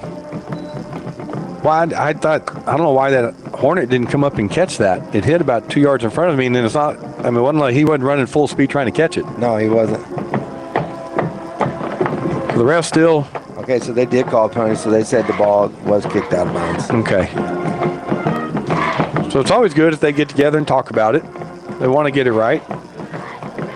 We got any updates on the other football games? No, we do have an update on the volleyball game. Artesia is down in the second set, 17-16 to St. Pius. The Gadsden game is over. It's 31-13. They beat Los Alamos. And then at halftime, it was 13-0 Lovington, and they're about to start the third quarter. All right, double type for the Hornets, right hash. They're going to run that off tackle, and Tapia gets it and picks up about 5.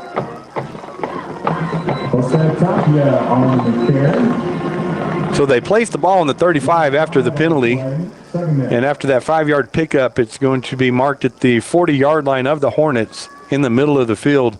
Be 2nd and 5. Clock is running, 8:02 left here in the second quarter. Unbalanced right for the Hornets. Salzano's under center.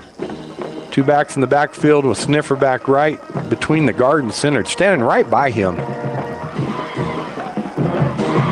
He'll take the snap, hand it off on the lead play to the right, and good job of driving his legs and picking up something on that.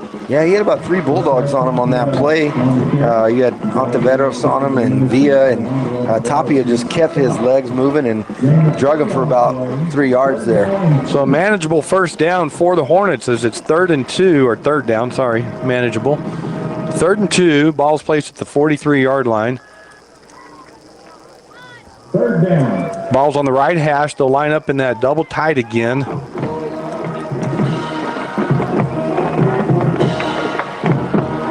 Salzano looks to the sideline, calling the signals, takes the snap, hands it straight up the middle to Tapia, and he will get close to the first down. Looks like to me he's just short, man. That was a really good play by our linebackers, Pacheco there. And he just filled the hole right where Tapia was and didn't let him fall forward. He drove him backwards, so that was good, and they're going to give him a first down. They are going to give them the first down, so it's 1st and 10 from the Hornet 45-yard line. Ball is placed on the right hash. 6:46 left in the second quarter. You got to think right now, Highland just wants to drive the ball down and waste all the time. Yes. They're in that double tie formation again. Bulldogs, those 3 down linemen, everybody else just lined up about 5 yards deep, 5 to 7 yards deep. Salzano looking to the sideline, gets the signal, takes the snap, goes to his left. Tapia just off tackle again, and he's driving forward again and picking up some yards. Yeah, he lost his helmet on that play. Tough kid there by Tapia and kept his legs driving. We're not doing a great job right now wrapping up and driving them back. We're letting him drive forward. And the coach right now, they're watching the play clock, letting it drive all the way down so that they can waste time here because they don't want the ball to get back to our offense. And Tapia has to go out because his helmet came off, so number 4, Platt, comes in for him. Ball is on the Bulldog 48-yard line. It's 2nd and 3. Again, that double tight formation with Sniffer back and 2 in the backfield. Salzano takes it, rolls out to his right, looking to throw deep. He does throw it in the air. Tootie McNeil's there, and he got shoved in the back with the ball in the air, and there's no call. That was obvious. Pass interference by number 5. I see Coach Moppin down there on the field doing probably what all of us, just holding his hands up like, what was that? But Tootie McNeil played it perfect. Had a chance to go catch that football and did get shoved right in the back. Yeah, Jasper Groves was the receiver running down, and we had a defender in front of him and behind him. Tootie the one behind him, and he became the receiver.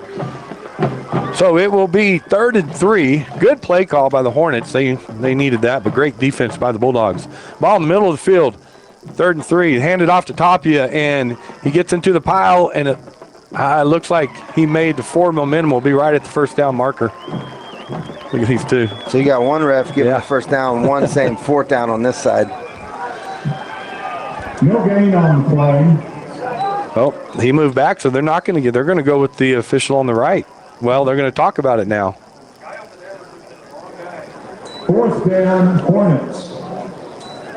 So they're going to get together, and what do you call the sideline judge? What do you call him? Yeah. So you got the head linesman on the far side of the field with the chains, and the line judge over here with the home team. So the head linesman over there on the visitor's side had him marked at the 45-yard line, which is exactly what needed for the first down. Mm-hmm. With the guy on our sideline had him marked at the 48, so 2-yard difference, as you said, and they're talking about it.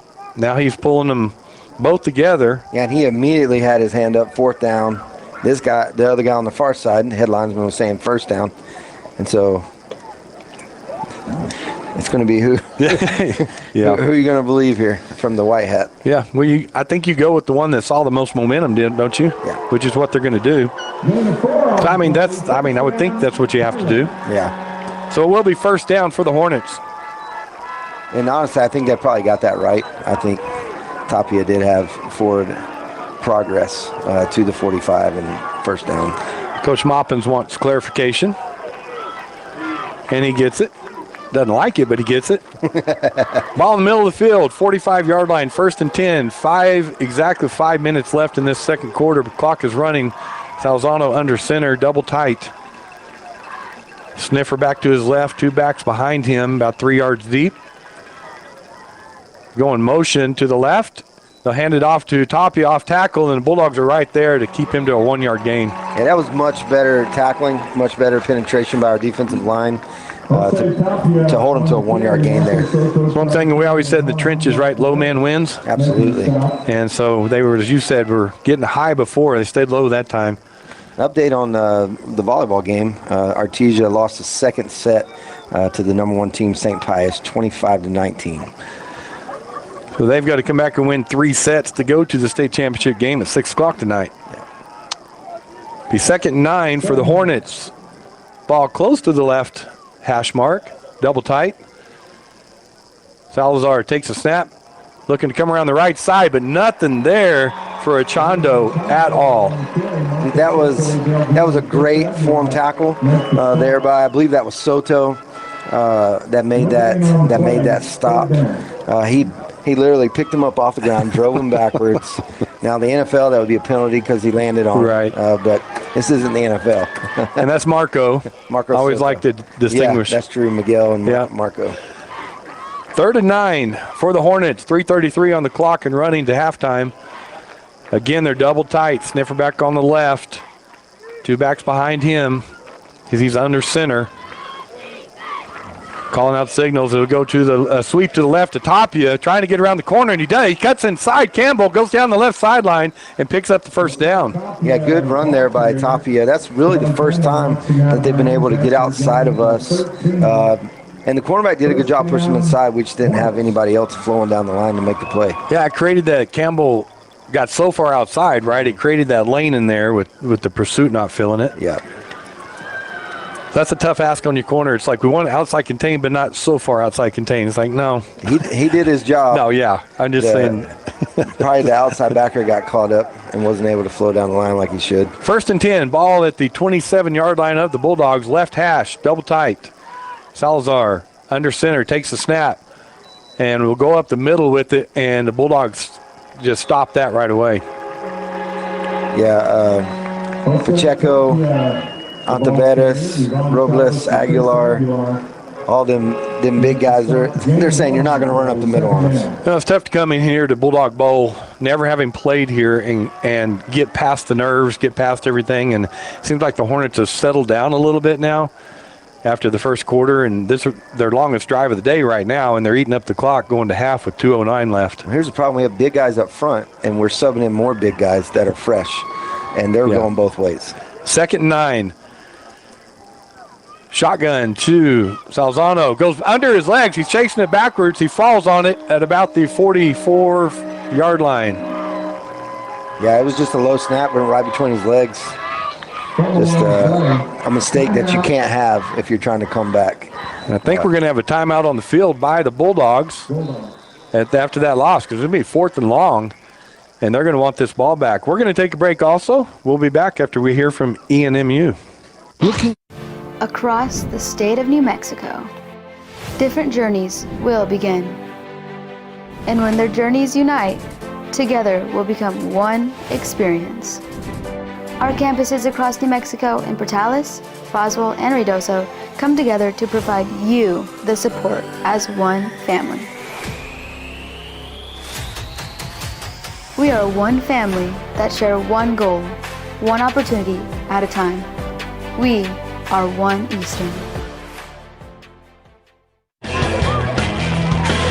All right, welcome back here to Bulldog Bowl. Thanks for watching or listening today on KSVPTV.com or Facebook or YouTube. And if you're listening on the radio, 990 AM, 93.7 FM. However you're watching or listening, thanks for watching Bulldog football today. Quarterfinal action here with the Highland Hornets. Bulldogs lead 21-0. 1:46 left here in the first half. Is it 3rd down? I thought it was going to 4th down. It's 3rd down. Oh, it is 3rd. So it's 3rd and 22. Ball on the 44-yard line. And they'll get in there. Wide receiver, twins to the right. Shotgun to Salzano. Ball on the left hash. Motion to him. They hand a double reverse. And sitting at home was number 23 for the Bulldogs, Miguel Soto. Yeah, it's just everybody's doing their job. They're playing fundamental defense, reading their keys. Just a really good job by the Bulldog defense today on an offense like this. And the Bulldogs call timeout again. I'm going to keep it right here for this one. Let's talk a little bracket. We threw it out there quickly earlier. So right now, Artesia and Highland playing in the quarterfinal action here at the Bowl. And then Goddard and Lovington are playing right now. They started at 1 o'clock, and we got a score on that game? Yeah, it's 19-0, 21-0 Lovington over Goddard. Going into the fourth quarter. Okay, and the winner of that game will play the winner of this game.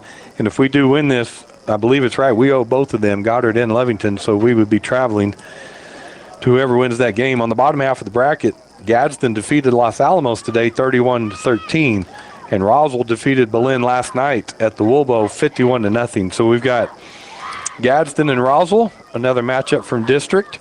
And then if we win this, we'll have another matchup with district with either Lovington or Goddard. And it's all South teams. It is. Again. It is. As we get back on the field, it's 4th and 19. Toppy will go back to punt. And back deep for the Bulldogs is Campbell, the only one back this time. As they will have quads out to the right. The Hornets will. Snap is back. High snap, takes it, gets the punt off, and it's going to come over to the right, out of bounds. That's not going to be very long at all. No, he just punted it into our band on the sideline. That was a pretty big shank there off the leg of their punter. Yeah, it was. The ball was at the 41-yard line, and it went to the 33-yard line, so an 8-yard punt. Good for the Bulldogs. Now, how did they determine that? I don't know. I know. They always go back and walk it up, too. Yeah, it's a good guess. Funny.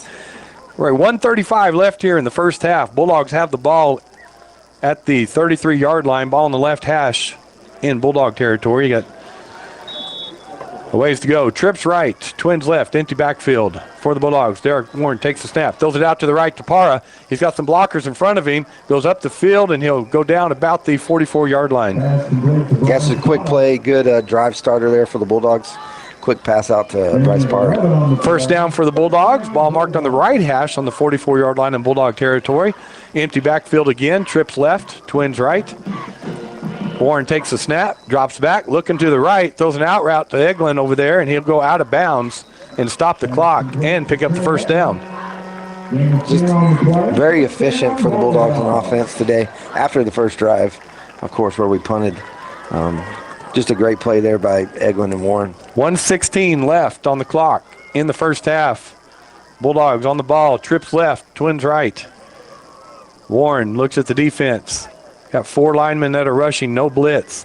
He throws out to the left again to Hodley, and he catches it, and he comes out to the sideline and runs out of bounds to stop the clock again. Just really no answer for the Hornets on defense right now, trying to stop our passing game. Picked up 11 yards on that, so it's first down again for the Bulldogs. The ball's on the 34-yard line in Hornet territory. 1:11 on the clock. We're going to go A formation this time. Ball on the left hash. Parr lined up behind Warren in the shotgun. Takes the snap, fakes it to Warren, looking to the left, throws to the left, and the out route, and it's low, and diving to make that catch is Eglin. He makes the catch, so the clock will keep running. 1:04 and running. Bulldogs line up quickly in the A formation. Parr behind Warren. He lets everybody get set. Takes the snap. Looks down the field to throw, throws the screen to Parr. He's got blockers in front, crept across the middle, and he'll get inside the 10-yard line.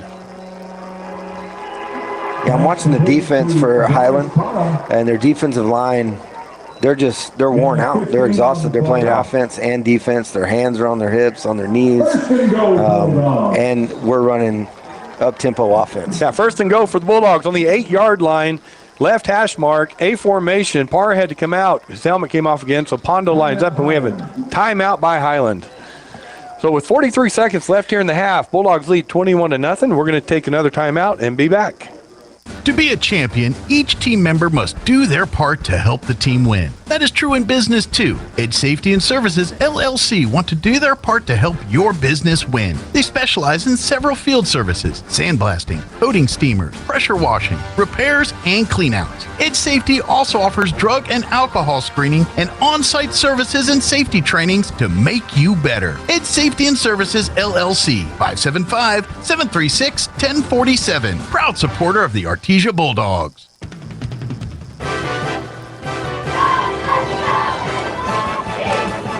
The Artesia Bulldogs took over, or started this drive with 1:36 left on the clock for the second quarter, and there's 43 seconds, and they're on the 8-yard line.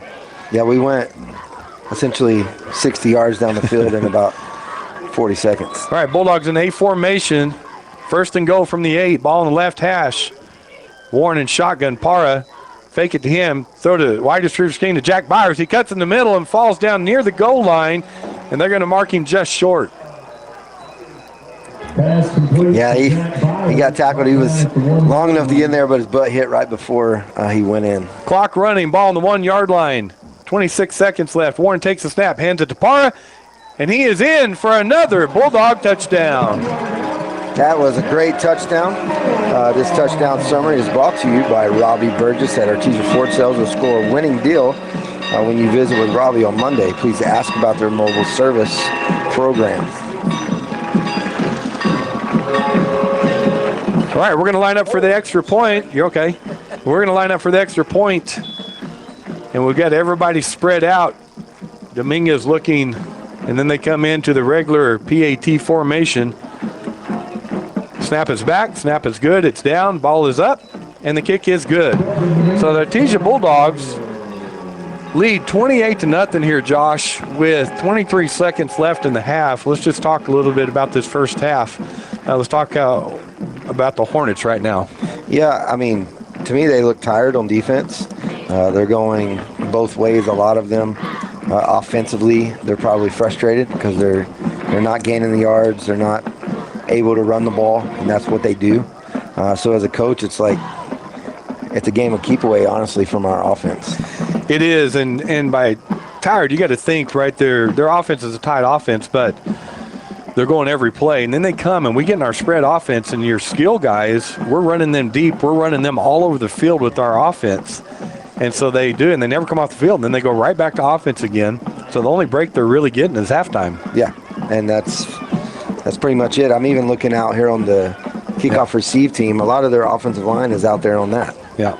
And we know those days back in Fort Worth when we were coaching, right? Oh, yeah. If y'all don't know, Josh and I coached together for years there in Texas. Dominguez with the kick. Again, he'll kick it short. Number 5 will let it go out of bounds. That'll be another penalty. That just he is disappointed in himself. Yeah, I'm definitely that's not what he wanted to do right there. I know that. Corbin, that went crazy off his foot, and he stood there just looking at it like, what just happened? He's not used to that. Cool thing is, Corbin, last year he just kicked. This year he's been kicking, and now he's playing linebacker. Yep. And he's doing a really good job at it. Ball will be placed at the 35. So the ball will be placed at the 35-yard line after the penalty. With 23 seconds left on the clock, you would think they'd either take a knee or run one running play and then regroup at halftime. A little update from volleyball. Albuquerque Academy won the second set against Goddard. So they're up 2-0 over Goddard, and Pius is up 2-0 over Artesia. And that's 1-2. Pius and Albuquerque Academy, I believe they're 1-2. So they actually line up with 2 receivers to the right. Ball on the 35-yard line on the right hash. 1 receiver on the left. 1 running back behind Salzano as he's under center. He'll take the snap, hand it off to Tapia, run off the guard, and picks up a couple of yards. And he's staying down. He took a big hit there by Miguel Soto. A good job filling the gap, and that'll be the last play of the half, I believe. Yeah, clock is at 5 seconds. They are going to let the clock run out. And that will be the half. So the Bulldogs lead 28-0 at halftime over the Highland Hornets. And Josh, we got something going on down here on the northern, something down the north side of the Bulldog stands by the concession stand. Oh, yeah. There's a Lady Dogs fundraiser raffle. The prizes, prize 1 is a custom processed half beef. Prize 2 is a custom processed half beef. Prize 3 is a 13-inch iPad Pro with Wi-Fi and cell service with that, with a Magic Keyboard. Another prize is prize 4 is an Apple Watch, 11 aluminum, and then prize 5 is a $500 gas card. There'll be a drawing at the pit on January 30th, and the tickets are $5 each, or 5 for $20. You don't need to be present to win, and we want to thank Dexter Livestock and George Gandy Insurance for providing those prizes. So make sure you go down to the concession stand and get you a raffle ticket to help support our Lady Dogs fundraiser. All right, another great supporter we have is always Kentucky Fried Chicken, and we've got Cambria here with us, and Jean Dow is now going to talk to her.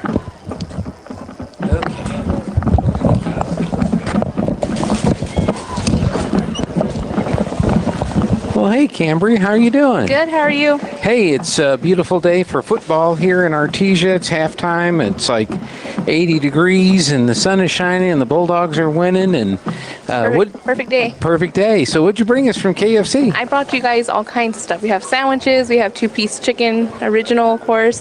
We have 3-piece tenders, we have hot wings, a little bit of everything for you guys. A little bit of everything. How are the pot pies doing? The pot pies are doing amazing. So I'll talk to you in a couple next week. Okay. We'll be doing those. Okay, very good. Yeah, well, next week we'll be on the road. Okay. But we'll be back here for the state championship, I hope. Yes, I hope so too. That's great. How late are you open today? We're open till 10 today. And today and tomorrow are the last day for our hot wings. So we invite everyone to come down and try our hot wings before they leave. Okay, come get those hot wings. What's your favorite? I love the hot wings, but my favorite is the original chicken breast. Original with chicken the breast. jalapeno. With jalapeno? Yes. Okay, well, of course, it's New Mexico, right? Yes.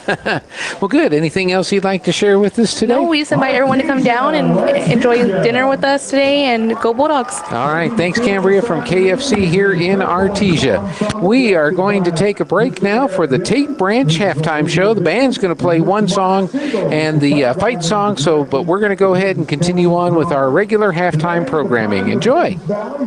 Looking for the right ride at the right price? Come to Tate Branch Artesia and check out our used cars. We've got a huge selection of all makes, all models, and every color you can imagine. Priced right to fit your budget. Many vehicles have payments under $500 and come with a lifetime powertrain warranty for your peace of mind. Bad credit upside down in your trade? No problem. We work with all credit and we'll fight to get you approved. Experience the Tate Branch difference today, where great cars, great prices, and great people come together. Stop by Tate Branch at 919 South 1st Street in Artesia or visit us online at tatebranchartesia.com. Hey, Bulldog athletics and fans, ready to fuel up after the big game?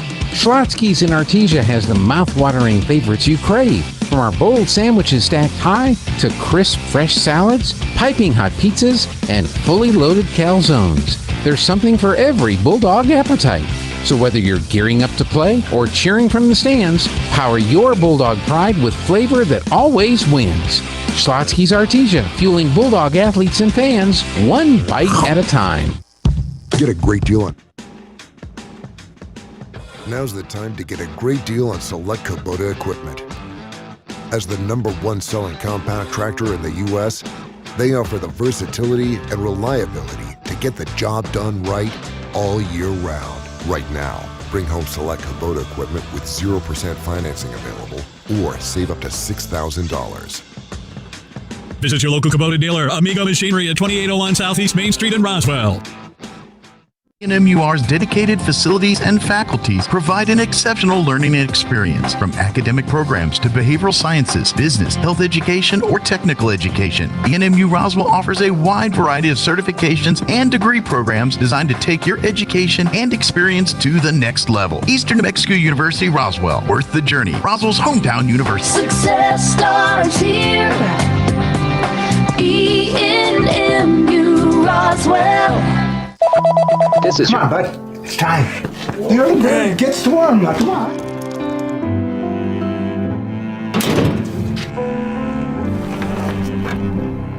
Told you we'd be first. Hey, early birds! Don't miss out on our Black Friday sale. Buy 3, get 1 free on 4 Big O branded tires. Plus, get 0 interest if paid in full within 12 or 6 months. Future, you can save a little time by booking on your phone. only at Big O Tires. I'm Ben from Roswell Seed Company. And I'm John. We've been helping New Mexico grow since 1898. Seeds, feed, fertilizer, tools, all the good stuff. Basically, if it grows in the dirt, we probably sell it. Or at least argue about how good it'll grow. We're just down on South Main and we're always happy to help.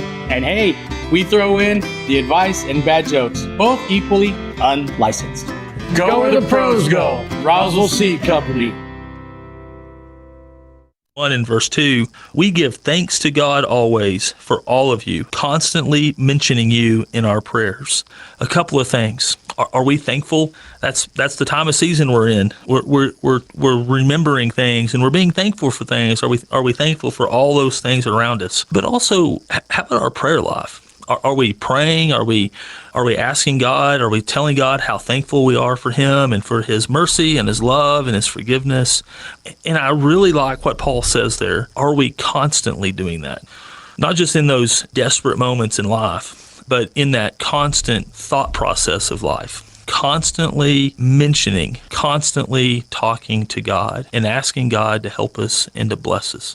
So I want you to look at your life. I want you to take a long look and ask yourself, do I constantly remember my life in prayer? And am I constantly doing that with God? If I'm not, maybe I need to change. And if I need to change, do I need help? And if you want help, come visit us at the Hermosa Church of Christ. Welcome back to the Tate Branch Halftime Show and our Fan of the Week segment. And we're real excited about this week's Fan of the Week. It's Robin Parra. Robin, thank you so much for doing this. Thank you. Appreciate your help. You probably remember Robin's voice if you ever did anything with the Pecos Inn here in town. How long did you work over at the Pecos Inn? 28 years. 28 years. Now you're at Artesia Plumbing and Heating. You answer the phone there, right? I do. Yeah, that's why. Now I know why, because I'll call over there for a air conditioning question or whatever, and she'll answer the phone and just start laughing when I call over there. I don't know what that is. But you're born and raised here in Artesia? Yes, I You did, and went to school here? Do you want to say when you graduated? Yes, I did. No, I know you did, but do you want to say what year? Oh, 1979. 1979. Well, I graduated in 79, so we must be the same age or something like that. You're like 3 or 4 days older than I am. 3 or 4 days, okay. Born in June? Well, there we go. Well, that's great. Did you go to college after you graduated, or? Not right after I graduated. I went a couple of years later, but not right after I graduated. What'd you major in? Bookkeeping and accounting. Okay, and that's what you did at the Pecos Inn? I did some, yes. Some of that. Well, that's good. You raised a family here. I did. Tell us about your kiddos.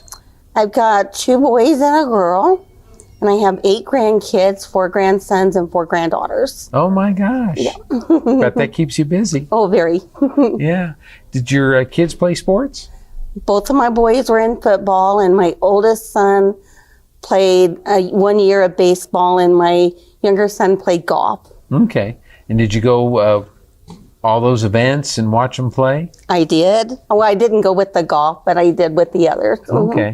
Which I'm sure you enjoyed all of them, but yes. Do you have any favorite memories of any games that you went to that they played in? No. I just enjoyed them all. I had fun at all of them. Yeah. Did you go on the road trips too? Yes. What was one of your most exciting road trip places that you remember going to watch a game? Oh, gosh. I guess probably up at Farmington because it was so far. That's right. That's a long trip to get up Or there. the Aztec game was a good one too. We were way behind. That was my younger son. We were way behind and we almost came back and pulled off the win, but we were just a little short. Yeah, that's a long way to drive to not win, right? It is. Yeah. Now, you said, how many grandchildren do you have? I have 8. You have 8, and is one of them playing football this year? One of them is playing football this year, yes.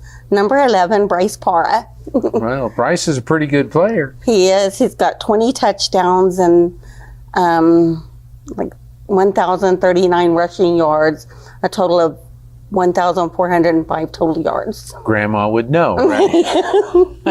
Yeah. So have you gone to the road games too this year? Oh, yes, everyone. Mm-hmm. Yeah. Yeah. So we haven't had too many long road trips. I guess Gadsden was. Gadsden and Deming. Gadsden, Deming. We'll get to you, and those trips turned out okay, I'm sure. Yes, Yeah. real good.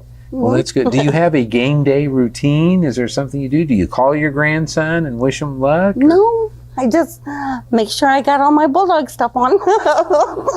That's good. Well, that's great. And then you were telling me that you have an uncle. Mm-hmm. You know, the game that this is going to play in is the game with Highland, which Artesia has not played Highland since 1966 in a playoff game. Right. Your uncle played in that game? My uncle Benny Newton played in that game, yes. Wow. And we won that one. It was on Thanksgiving Day. Wow. And that's how it used to be. The state championship game was on Thanksgiving Day. Then they added all these classes and all these different weeks, and it usually went into December. Right. But now it's Thanksgiving week for the state championship this year. So that would be exciting. Did he ever tell you any stories about that game? My uncle? Yeah. No. I know we went. We were at my grandmother's house, and Thanksgiving dinner wasn't done yet, but it was time to go to the game, so we left and went to the game. Was it at Morrisfield? It was at Morrisfield, Wow. Mm-hmm. So that had to be a lot of fun. To put Thanksgiving dinner on hold. But we got to go to the football game.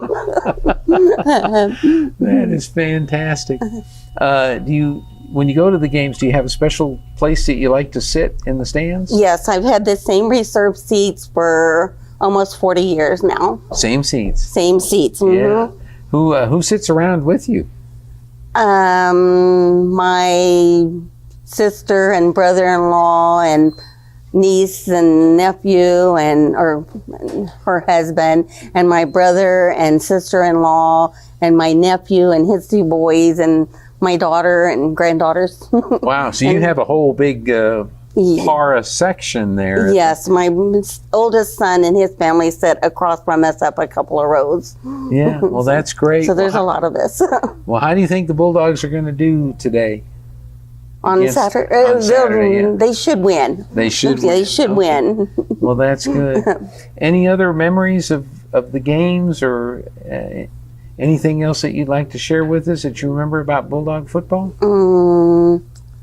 No, I know when we were growing up, my mom made the cheerleading outfits and the twirler outfits. She sewed them. She sewed those. And then, of course, you make sure you have all your Bulldog stuff on for game day. So what is your Bulldog outfit on game day? I've got my jersey with number 11 with para on the back. Gotta have that, right? Gotta have that. All right.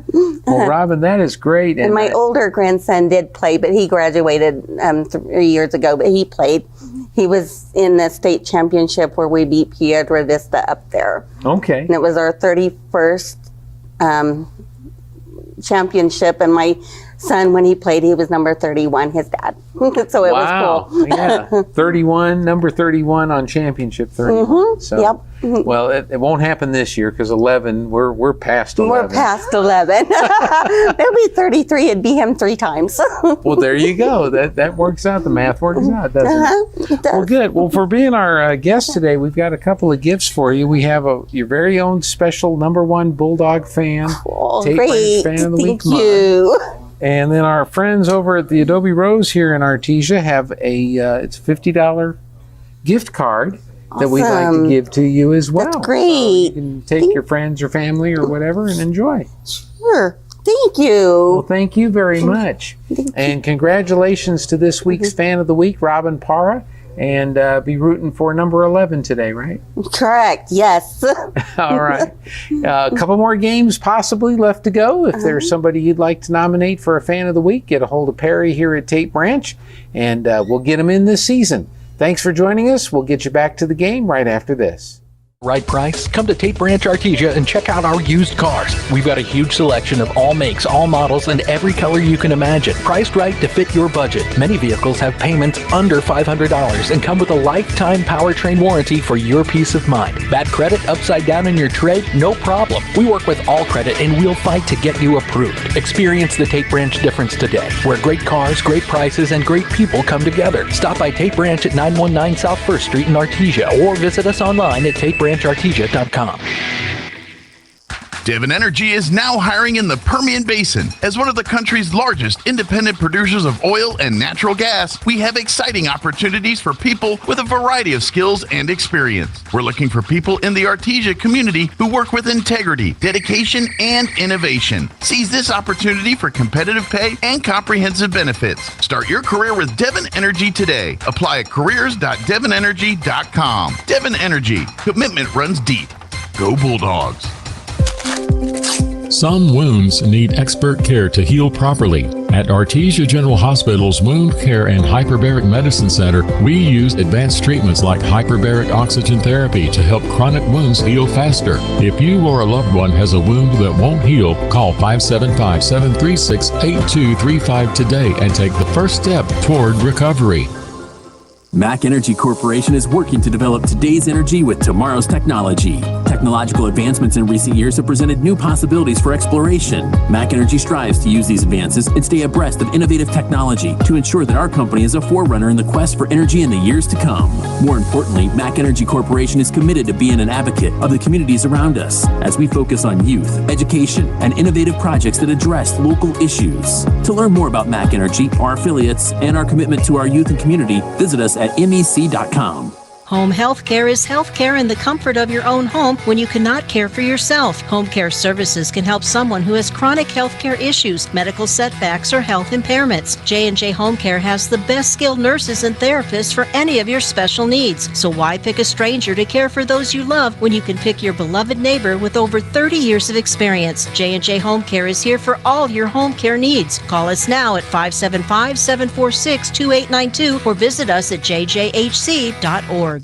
Get great service with Pressure Services. Pressure Services LLC specializes in hydrovacs, vacuum trucks, kill trucks, sandblasting and coating, and roustabouts. The Bulldogs are champions on and off the field, and Pressure Services LLC are your champions when it comes to dependable, accountable, and efficient service. When you need it right, Pressure Services will be there for you. Pressure Services LLC, 575-736-1047. Go Bulldogs! At First Church Artesia, we proclaim Christ as King over all. Located at 4th and Grand, we're a family exalting His reign in every corner of life, work, home, and community. Join us Sundays at 10:45 a.m. for reverent, family-integrated worship and Bible preaching that transforms. From Artesia's streets to your soul, it's all of Christ for all of life. Visit artesiareform.com or find us on Facebook. First Church Artesia, His kingdom rules. Make your market media sales. Pecos Valley Broadcasting and KSBP TV are now hiring account executives in the Roswell, Carlsbad, and Artesia area. For a list of opportunities and a chance to join our sales team, log on to pvbcradio.com and apply today. One more. No, I'm good. And you are too. I called Tommy for a safe ride home. Don't get hammered. Stay out of the slammer. Never drink, then drive. This message from the Eddy County DWI program. Welcome back to the Bulldog Bowl here in Artesia, New Mexico, as the Artesia Bulldogs are up on the Highland Hornets 28-0 at halftime.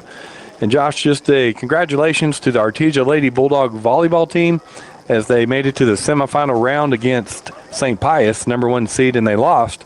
But what a great season for them to make it to the semifinal game and a great volleyball season. It's become a tradition for the state volleyball team to at least go to the semifinals. I think they've, 2 or 3 years in a row here now. Just a really good program that they have. Yeah, they won state championship, 3 years ago? Yeah, I think 4 during COVID that year, and they lost the state championship last year. Yeah, last year. To the championship game. All right, Highland will kick off to start this second half. And it looks like Tapia, it's number 20. Is that number 20? Yeah, it's a different kicker.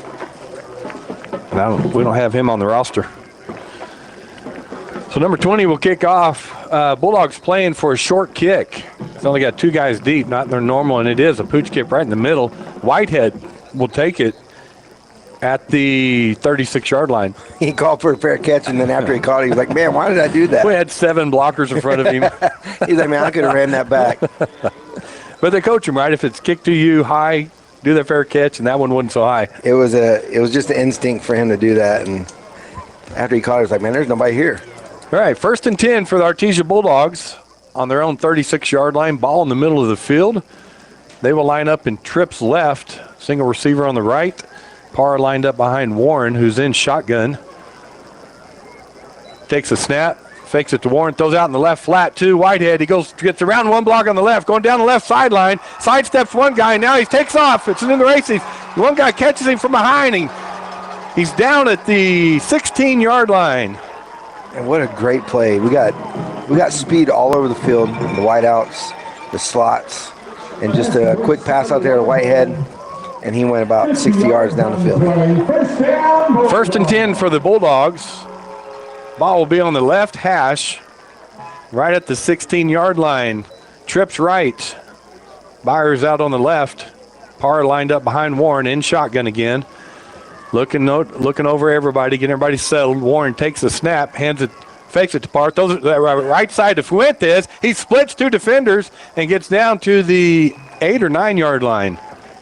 Yeah, same play on the other side, basically. And Fuentes did a good job picking up about 7 yards. Yeah, for that play to be successful, the 2 other receivers out there have got to get their blocks. Well, and you got big guys on the outside. Jack and Trent are both good blockers for wide receivers. So we're going to go trips left this time, 2nd and 3. Ball on the 9 yard line. Warren looking at the defense, takes a snap. Looks over the middle, throws out in the flat to Parra. Parra coming up left side. He gets met by number 4 and driven backwards. Good tackle by Platt. Yeah, it looks like it's going to be really close to a first down. He may be just short of a first down. Making a stop. Short gain on the play. So taking advantage of the outside and the speed of the Bulldogs is Coach Maupin. Spreading them out and then getting it on the outside. It will be 3rd and 1. Ball is on the 7 yard line. A formation. Parr lined up behind Warren.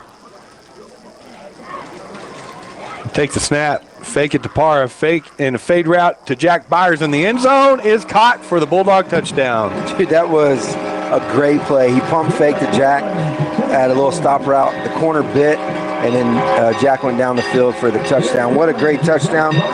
This touchdown summary presented by Raul Rodriguez at Artesia Ford Sale. Just score a winning deal when you visit Raul on Monday. So great play. It's 3rd and 1. You think they're going to hand it to Parr. They got 3 down linemen, right? And you think they'd hand it to Parr and just go up the middle. No, we'll throw it in the end zone. That was a great pump fake by Warren. Yeah. And just laid it up for him. Bulldogs in the traditional PAT formation. The kick is up. And the kick is good. Bulldogs now lead 35-0 with 10:18 left here in the 3rd quarter. We're going to take a break, hear from Maupin and Brown, and be back with more football.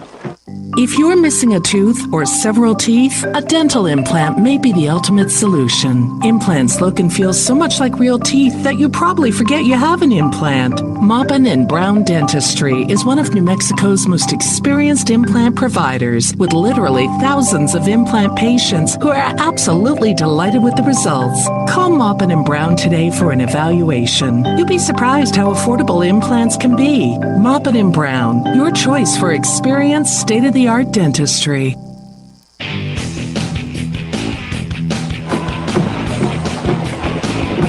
All right, we're back to action here at Bulldog Bowl. Bulldogs come out quickly after half and score quickly. 10:18 left here in the 3rd quarter. They're leading 35-0, and it should be a running clock. Dominguez kicks it deep, and they'll let it go. Well, it goes into the end zone about 3 yards deep. Good kick by Corbin. He made up for that little pooch kick that he kicked out of bounds. So Hornets had a pretty extended drive there to try to finish that first half. Bulldogs stopped it, went down and scored, but we'll see if they come out and try to run the same thing they did in that good drive where they were picking up first downs. Well, the ref put it down to 25. It'll be out to 20. He'll have to change it. Yeah. So they are walking it back to the 20-yard line. If y'all don't know, Josh officiates football games, and it's good to have him up there, and so I'm not guessing at what's going on. All right, they are in that double tight sniffer back to the right of Salzano. He's under center, takes the snap, hands it off tackle to Tapia, and trying to strip the balls of Bulldogs as he picked up a few. Yeah, that was Del Villa. And you can tell Bulldogs, that's what's coached. One gets wrapped up, the other one goes for the ball. It was number 20. That's Julian Baeza in there on the tackle, and then Villa came in trying to strip the ball. So it's a pickup of 3 on the play. 2nd and 7, ball on the right hash. It's in Hornet territory. And they will break the huddle and come up in that tight formation. Sniffer back to the left of Salzano. 2 backs, 1 yard behind him. Just everything in tight. Bulldogs are all within 6 yards of the ball. Snap is taken, just a give to Tapia up the middle, and not much there for him. Yeah, there was just 3 or 4 Bulldogs in the backfield instantly. As soon as the ball was handed off on the play, nowhere to go for Tapia on that play. Or is that number 5? That would be Jasper Groves. I don't know if he ran it or if it was 25. There's so many in there, it's hard to tell. Yeah. 3rd and 7 for the Hornets. Ball is in the middle of the field. We'll see if there's any kind of play action here this time. Salzano's in the tight formation. Number 32 will go out as a slot back.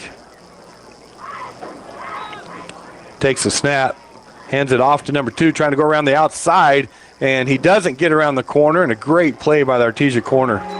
So they come back on that play with a little misdirection counter play to number 2. That's Isaiah Jeremiah.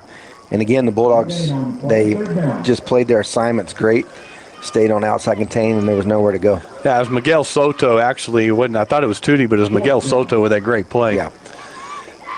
So it'll be punt time for the Hornets again, as Tapia will go back to punt. The ball is on the 23-yard line on the left hash. 8:04, and clock is running here in the 3rd quarter. Back deep is both Villa and Campbell for the Bulldogs. I think they need to move up a little bit from what we've seen. Snap is back. It's good. Punt is off. He does kick it over here to sideline. Villa's thought about it, but it hits the turf and bounces around. Villa's still thinking about it. Finally decides not to. Probably a good decision. Yeah, he wanted to pick up that ball and run so bad. So that'll be placed at the 39-yard line of the Bulldogs. 44. 44-yard line of the Bulldogs. That'll bring the offense back out. 7:40 left here in the 3rd quarter. Bulldogs up 35-0. As looks like number 15 is going in for the Bulldogs, and that is Lucas Adkins, the junior quarterback. And we got some other players in there too. We'll get their names as they make a play. I think it's still Parra back there at back. Trips right. Atkins will look to his right, fake it over there. He sidesteps, breaks it down the field, goes right down the middle, and then slides, and he'll pick up about 6 yards. Yeah, Lucas Atkins, there was instant pressure, and so he just tucked the ball and ran up the middle and slid there right at the 50-yard line, and then got hit after he slid there in the head. So good play by Lucas. Ball in the middle of the field, 2nd and 4 for the Bulldogs. Shotgun, A formation. Atkins takes the snap, looking down the field to throw, throws the out route on the right, or stop route, and spinning out of that is number 17, Whitmire, going down that right sideline for a good pickup. That was a really good play by Layden Whitmire. Strong hands. Cornerback came in, tried to take the ball away from him, and wasn't able to do so, and Layden made a good play down the sidelines, picking up about 15 yards. All the way down to the Hornet 27-yard line, ball on the right hash.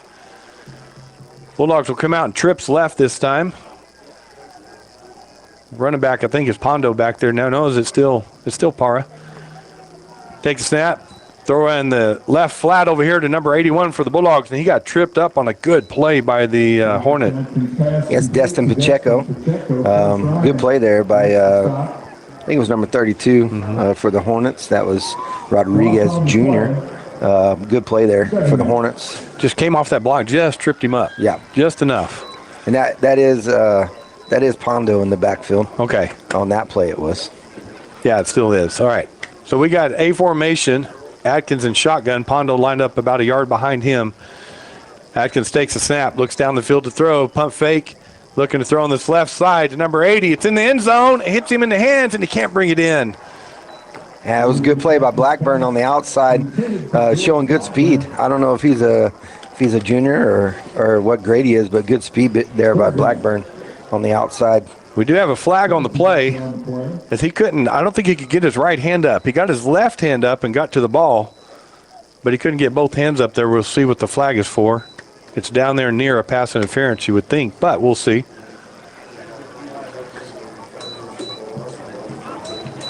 The officials, it is going to be on the Hornets as they're marking it off, and it is pass interference. Pass interference is the call against the Hornets.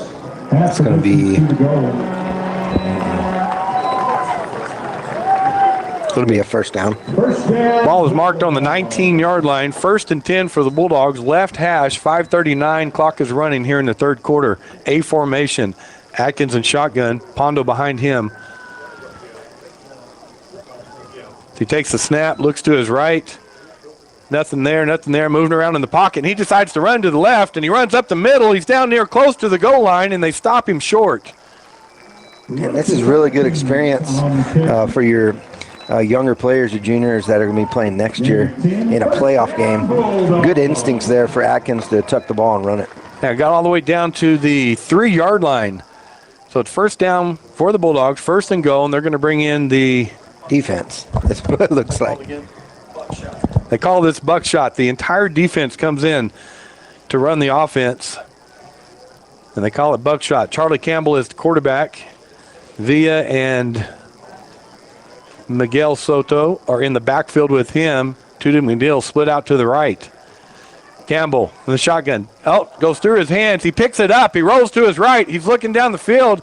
He's looking. He throws in the end zone, and it's dropped by, I don't know who's on the ground, but it hit him right in the hands. Man, it hit him right in the hands. That may be Marco Soto. It is. Coach Mop was like, all right, you had your chance. Yeah. Don't put the offense back out there. So, boy, good job. The flag just went down the field. Another flag goes on the field. Yeah, I'm not sure that Marco has a eligible number. Oh, yeah, number 52. Yeah. Tootie did Campbell did a great job. It went through his hand behind him, bounced. He picked it up, rolled to his right, and kept his head down the field the whole time looking for a receiver.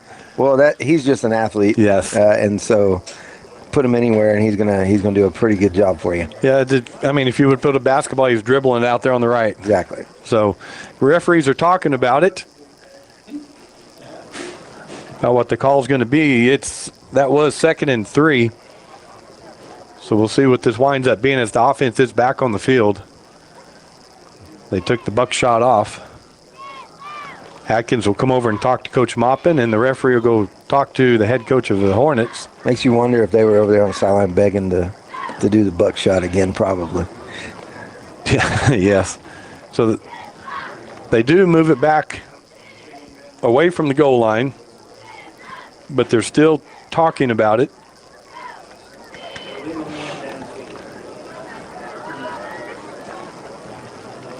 I heard Coach Phipps up there say legal man downfield, which is probably true. I bet everybody was downfield on that. Yeah. Not knowing. So they mark it on the 8-yard line.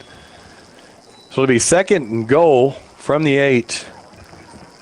And we will go in A formation. Atkins in shotgun. Pondo behind him. Takes the snap. Looks down the field. Looking. Gets stripped from behind. Ball's on the ground. And there's a fight for the ball. And we'll see who comes up with it. And I believe the Hornets got it. Yeah, Hornets come up with that fumble. Yeah, it was a good pass rush there by the Hornets. Just came from behind him. Lucas was about to throw the ball. And the defensive lineman there, I believe it was number 50, stripped the ball from Atkins. So good coverage, right? He had about 3 or 4 seconds to throw the ball, and he was waiting for something to break open. Yeah. So great coverage by the Hornet defense on our receivers. So it'll be 1st and 10 for the Hornets, deep in their own territory. Ball's on the 12-yard line. As they'll go tight formation, unbalanced right. shotgun is Salzano. So we got some subs in on defense as well. Snap is back, and he will pitch it out to the right. And coming out to the right is number 85, and he picks up about 3 yards. Yeah, good play there by number 36, Javen Arredondo. Good tackle on there, in there on the defense. We also had number 64, Clay Kincaid. He's about 6'7"? I think he's 6'8" now. 6'8" on the defensive end there. So good size. Also number 67, I believe that's Brandon Baeza there at the nose tackle position. So it'll be 2nd and 7 from the 15-yard line. Ball on the right hash, unbalanced left. Takes a snap, and he'll just take it himself and try to go up the middle, and he's met by about 5 Bulldogs for not much of a gain. Yeah, great job by our middle linebackers and our nose tackle there, plugging that hole, plugging that gap, nowhere to go for Tapia. Not Tapia. Is it Tapia? Yeah, Tapia. So I think he picked up 2 on the play. So it'll be 3rd and 5 from the 17-yard line. Ball not quite in the middle of the field, slanted to the right hash, or nearer to the right hash. Tapia just went out of the game, and Isaiah Jeremiah came in to replace him. Tight formation. Salzano goes under center. Sniffer back to his left. Snap is taken. Just a handoff off tackle, and breaking by everybody and catching him from behind are the Bulldogs. Not until he got the first down. Yeah, that was Isaiah Jeremiah who just came in for Tapia. A different kind of back, not as powerful, but has some good speed up the middle for the first down. So first down for the Hornets. There's 2:14 left in the third quarter. Bulldogs lead 35-0. Update on your Leventon Goddard score. It's Leventon 28 and Goddard 7. 28-14. Tight formation, handoff off tackle again, and that's Jeremiah again, and he is maybe picking up a yard. So final from Leventon Goddard is 28-14. So it looks like the winner of this game will be going to Leventon. Yeah, as we owe them. So the Bulldogs continue to hold out this win. We go into Leventon, and the coaches will get together, and they always get together and decide whether it's Friday night or Saturday. So tight formation again, ball on the left hash. It's 2nd and 9, ball on the 27-yard line. Salzano under center. Looking to the sideline. Looking to the sideline. Not getting anything, and now they're going to call timeout. So we'll take one as well. We're going to hear from Artesia Ford Mobile Service and be back with more action. Did you know Artesia Ford now offers mobile service? That's right, we come to you. From fluid and air filter changes, battery and wiper replacements, low tires to diagnostic scans and software updates, Artesia Ford's mobile service makes light maintenance easy and convenient. Call Stephen Chavarria, your mobile service manager today, 575-746-3578 to schedule your visit. Limited services and distances apply, so don't wait. Get service on the go with Artesia Ford. All right, we're back here at Bulldog Bowl. However you're watching or listening on KSVPTV.com, Facebook, or YouTube, or on the radio, 990 AM, 93.7 FM. Thanks for watching and listening. Bulldog football today as the Artesia Bulldogs lead the Highland Hornets 35-0 here in the third quarter with 1:09 left. Highland called that timeout. And look at a little trickery here, you think? They gotta do something different here. But it doesn't look like they're going to. Tight formation. Sniffer back to the left of Salzano, who's under center. Two backs right behind him, about 1 yard deep. He takes a snap and fakes it up the middle. Looking wide open down the field is number 5, and he cannot bring in the pass as he could have, but it hit him in one hand and he couldn't catch it. So they did do something different. Play action. Number 5, who is their big tight end, just snuck down the field. They had a giant dude in the backfield, extra offensive lineman that stayed in to block, max protect the quarterback, and just out of reach for number 5, who is Jasper Groves. Yeah, Groves was running down the field. He didn't have anybody near him. Villa was chasing him. He looks like a big kid. I don't see we don't have any stats for him, but He looks like a good-sized kid out there. That'll bring up 3rd and 9 from the left hash on the 27-yard line. Tight formation again. Salazar under center. Take the snap, hand it off tackle, and tackled quickly and driven backwards is the running back for the Hornets. It looked like that was Isaiah Jeremiah, and Marco Soto just met him right in the hole, nowhere to go, drove him backwards. And that is the end of the third quarter. Artesia Bulldogs lead 35-0 over the Highland Hornets. We're going to take a break, hear from some more of our sponsors, and be back with the fourth quarter. Hey Artesia, gear up in style at Bulldog Outfitters, your one-stop shop for all things Bulldogs. Under new ownership, Bulldog Outfitters has got you covered. Show your Artesia pride with gear that stands out, from t-shirts to hats and everything in between. Our team can make your ideas come to life. Open Tuesday through Friday, 10 to 4:30 at 1409 West Main in Artesia. Custom orders? Call 575-736-4951. Bulldog Outfitters. Shop local, support local, and let's go Bulldogs.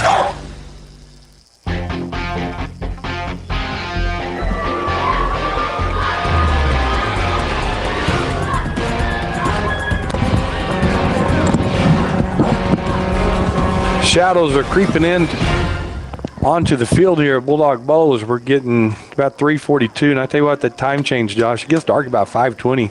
Makes me want to go to bed about 6:30. I've seen some videos online where it's like 4:59. I'm going to go to the gym and work out. And 1 minute later, it's dark.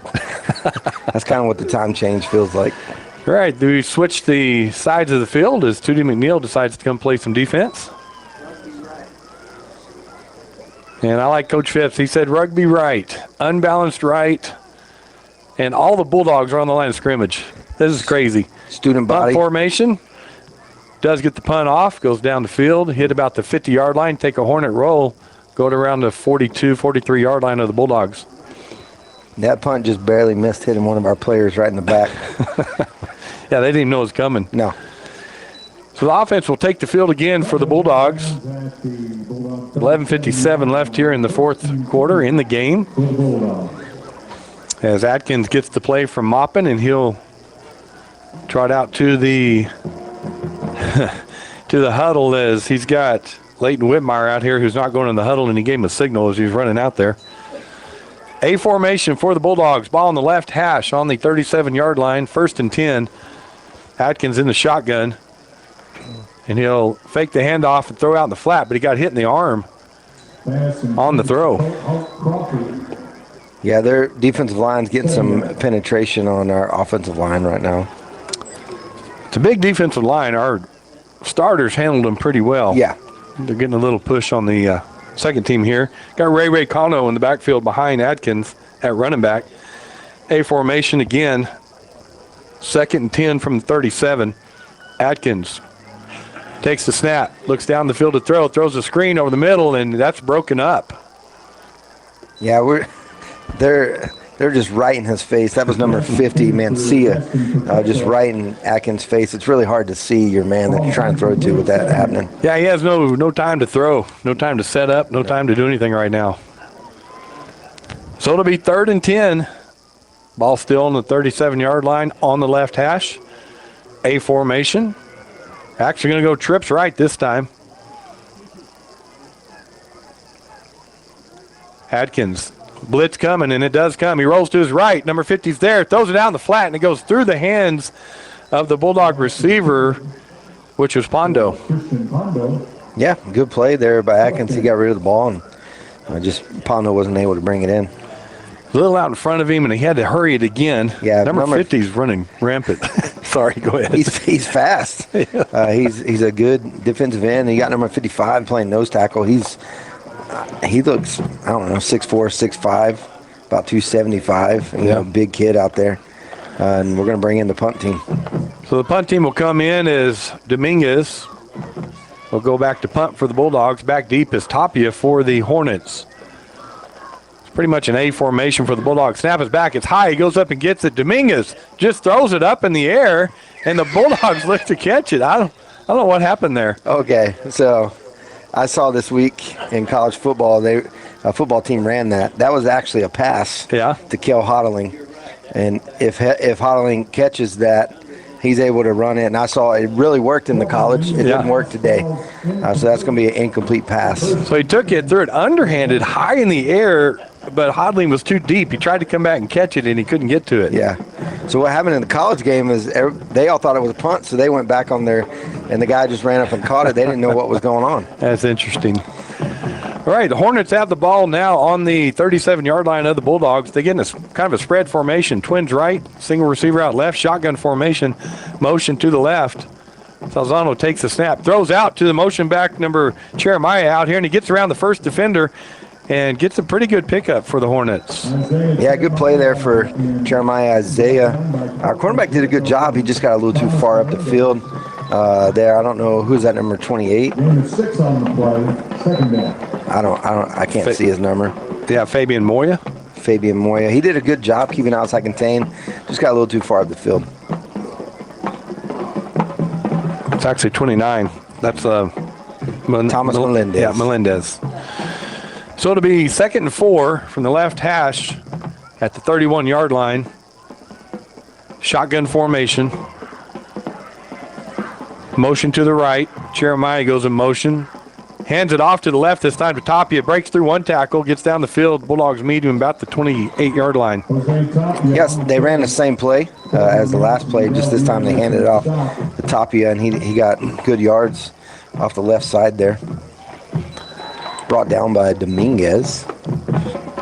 So they do give him the first down on the pickup. Ball's on the 27-yard line. 26 and a half, if you want to give him that. Clock is running, 8:33 left here in the game. Bulldogs lead 35-0. Shotgun formation, Twins left. Single receiver out to the right. Sniffer back right behind the center, or to the left of him. Motion again to Jeremiah on the right. Fake it to him. Throw it out in the flat to Jeremiah. And out there for the Bulldogs quickly is number 34. And that was a good play.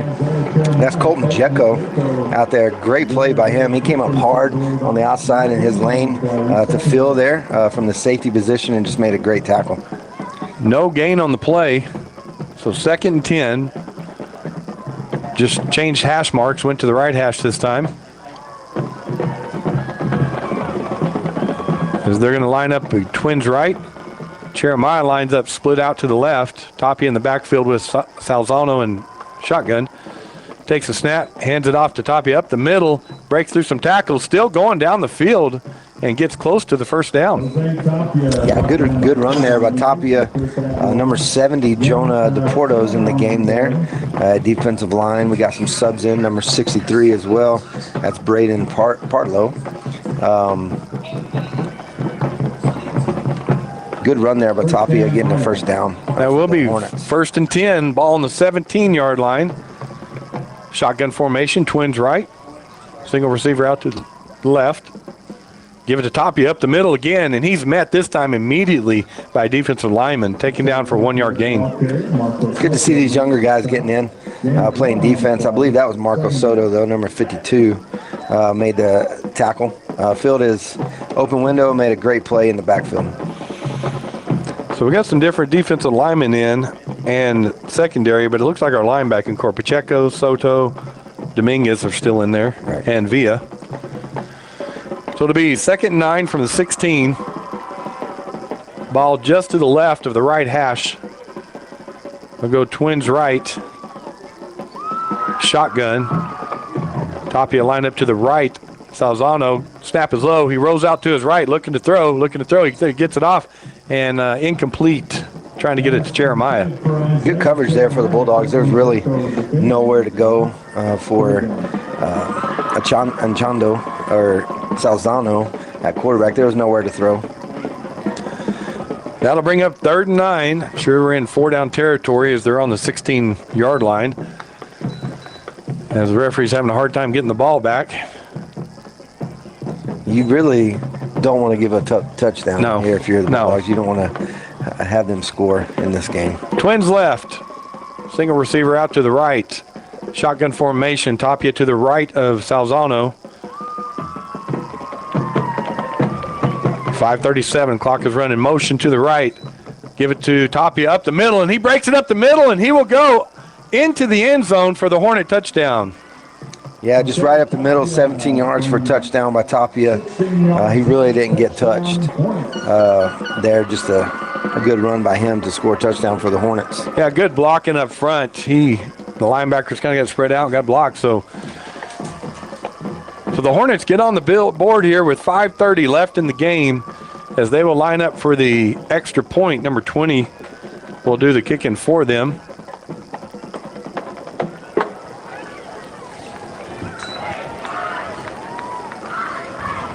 Snap is back. Hold is good. Kick is up, and it's no good. Man, it looked like one of those, in practice when your coach would kick it, and you're just worried about getting hit in the back. Yeah. It was pretty low. Bulldogs lead 35-6, 5:30 left here in the game. We're going to take a break here from Carlsbad Ford and be back. Attention sports fans! Come explore Carlsbad Ford's huge inventory. From sleek sedans to rugged trucks, Carlsbad Ford has a huge variety of vehicles to fit your lifestyle. The best cars, the best trucks. Come find out why Carlsbad Ford is the best in southeastern New Mexico. Oh, yeah! At Carlsbad Ford Lincoln, their team is dedicated to helping you find the perfect vehicle with the best offers available. Carlsbad Ford, 2802 West Pierce, a proud supporter of high school sports.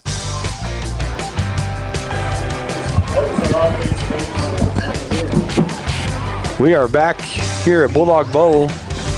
Highland Hornets just scored. Score is now 35-6 Bulldogs as Highland looks to kick off.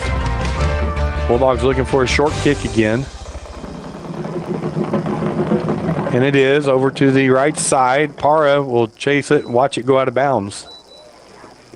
Yep, that'll be a penalty. Had Para and Jet Fuentes back deep for the Bulldogs. So they'll place the ball at the 35. Yep. So Josh, the Bulldogs pull this win out. We will go to play the Levington Wildcats. We defeated them earlier in the year, but you come to a semifinal playoff game in the playoffs, that really doesn't matter, does it? Yeah, it's going to be a different game, definitely going to Lovington, playing on the blue field, playing in their place. So definitely be a tougher environment. So we're going to have them re-kick this ball, actually. We are. They're going to have to put it on the 35-yard line as all the kicking teams had to come back out on the field. And a lot of times Maupin does that. He'll make them re-kick when the ball goes out of bounds. We did and it wasn't Maupin. I don't know if it was Cooper years ago. Several years. They kicked like 4 times in a row. Maybe in Rex Anderson that made them do it. And I thought, make them kick from the 5. Yeah. Make them keep doing it. All right, we're set to go here again. Para and Fuentes, they do kick it. Para is going to be able to get it off bounce, and he gets it, and he comes around the right side. Sidesteps one guy, got some blockers in front of him. He's got the right sideline. Para going down the sideline. He's got one blind man to beat, and he does. He's down the sideline, and Marco Soto, nobody to block, and Para's in for the Bulldog touchdown. Well, that's why you make him re-kick it. Yeah. Makes Coach Maupin look like a genius right there. There was nobody down the sideline. We set up the wall beautifully, and Parr just ran it all the way in for a touchdown, about an 80-yard kickoff return touchdown for the Bulldogs. And this touchdown summary presented by Raul Rodriguez at Artesia Ford Sales. You'll score a winning deal when you visit with Raul on Monday. Bulldogs line up for the extra point, and they'll go into their regular formation. PAT formation. Snap is back. It's good. It's down. Kick is up. And the kick is good. I was thinking, Josh, on that. Marco Soto kind of got a block, and then Parr ran by that guy. So Soto's running by him. So Parr slowed down so he could run with Soto down the field. Well, as a big boy, as a linebacker, that's really all you can do is run beside the guy that's going to score a touchdown. That was nice of Parr to do that. Makes you feel better. All right, Bulldogs 42, Hornets 6, 5:15 left in the game. We'll be back. When you or your loved one is miles away from the nearest hospital, Trans-Aero Medevac has you covered.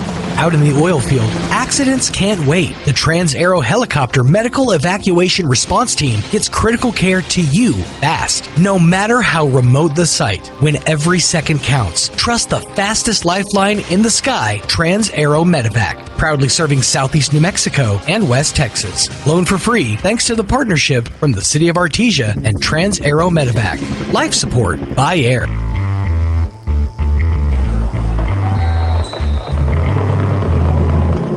Bulldogs kick it deep, and that will go into the end zone once again. Dominguez got a great leg. So 5:15 left here in this quarterfinal matchup. Bulldogs lead 42-6. So I was looking up the last Levington game. We won 56-23, but that was here at the Bulldog Bowl, and it's different playing here and playing there. It is, and Levington has improved. You always say that. They've gotten better as the year gone on, but we have too, as you're getting into the semifinal round. So the Hornets will break the huddle. Ball is on the 20-yard line.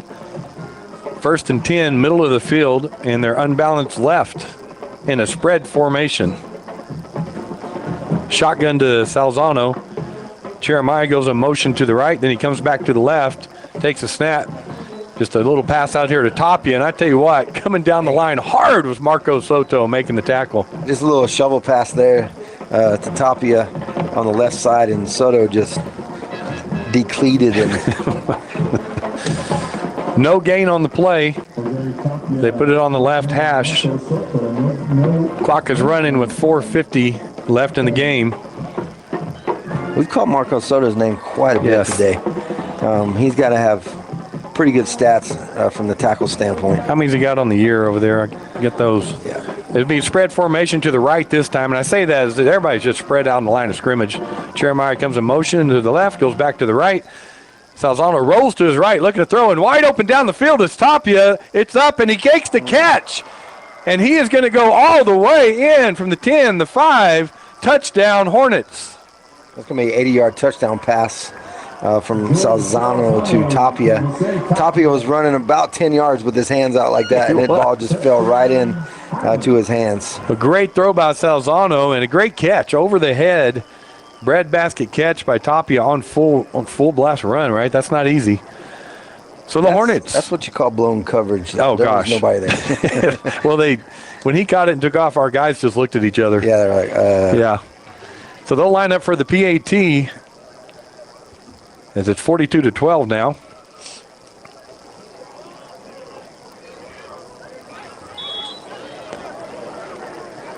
Give the Bulldogs something to work on. Of course, Levington runs the spread offense like we do. Snap is back, holds it down, the kick is up, and the kick is good. So that'll bring the score, Bulldogs 42, Hornets 13, 4:20 left in the game. We're going to hear from Finn's Country Market. Don't miss the pre-Thanksgiving Day savings this week at Fenn's Country Market in Artesia. Select boxes of Duncan Hines cake mixes are 4 for $5, and select cans of Duncan Hines frosting are $1.98 each. In produce, snack-sized navel oranges are 4 for $1, and jumbo Hass avocados are 99 cents each. In the meat department, honeysuckle white young turkeys are 99 cents a pound. Limit 1 per customer, thereafter $1.29 a pound. These are just some of the pre-Thanksgiving savings this week at Fenn's Country Market in Artesia. On page 15, there's the signature of Jay. We're back here at Bulldog Bowl. And Josh, I was looking for them to drive it down the field and run the clock out, and Hornets had different plans. Yeah, we'll see if they kick it deep to Bryce Parr again here. I was looking at the stats for Marco Soto on tackles. It looks like he leads the team with 85 tackles. This year, 45 of them solo. They do kick it over to Parra again. He takes the snap, drops it. He's going to fake the handoff to Fuentes. He's coming around the right side again. He's got blockers in front. He's on the right sideline, and he's got a lot of bodies in there, but he breaks out again and goes down the right sideline again, and it's going to be another touchdown for Parra on the kickoff return team. I know I'm not the only one thinking this. Why would you do that? Why would you kick it to Bryce Parra again? That doesn't make any sense, but hey, we'll take it. A good touchdown there by Bryce Parra. This touchdown summary brought to you by Robbie Burgess at Artesia Ford Sales. So score a winning deal when you visit with Robbie on Monday. Good touchdown there for the Bulldogs. Well, I cannot stress enough the great blocking, the last 2 kickoff returns. I mean, Parra's a great back, great runner, got the speed and all that, but without great blocking, that just doesn't happen. And both times, boy, there was a lot of people that could have made that play, and they just kept getting block after block after block. When a lot of times on the kickoff, you get a lot of penalties on kickoff when touchdowns go for holding, blocking the back, and everybody stayed really disciplined on their blocks. Bulldogs line up for the extra point. They will move into the traditional PAT formation. Snap is back, snap is down, kick is up, and the kick is good. So we're going to take one more break here. 49-13. Bulldogs lead with 4:05 left in the game. Family owned and operated for 4 generations, Forest Tire is here to service all your tire needs day and night. With your busy travel schedule, what you need is a tire that can keep up. Like the exceptionally long-lasting Michelin Defender tire with an 80,000-mile warranty and the safety you expect. You can lose track of time and focus on what really matters. For all your tire needs, brakes and alignments too, Forest Tire Company is a friend you can always count on. Forest Tire, keeping you rolling since 1944. Wow, we've had 3 quick touchdowns. Bulldogs kickoff return, deep pass, and run by the Hornets, and then Bulldog kickoff return again. About 3 touchdowns in 45 seconds. 4:05 left here in the game. Dominguez lined up to kick. We'll see if he goes deep again, and he does.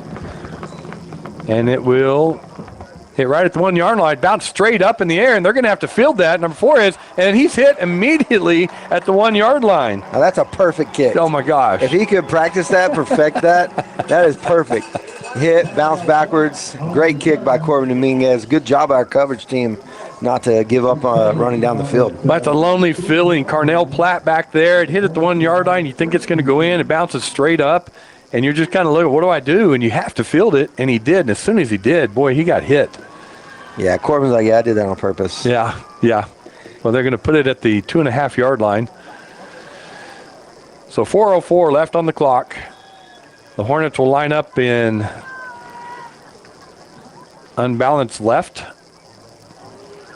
Shotgun formation. Nobody in the backfield with Salzano. He's standing in the end zone. Motion left. He'll hand it off to Tapia going left and hit immediately and taken down for no gain. Yeah, good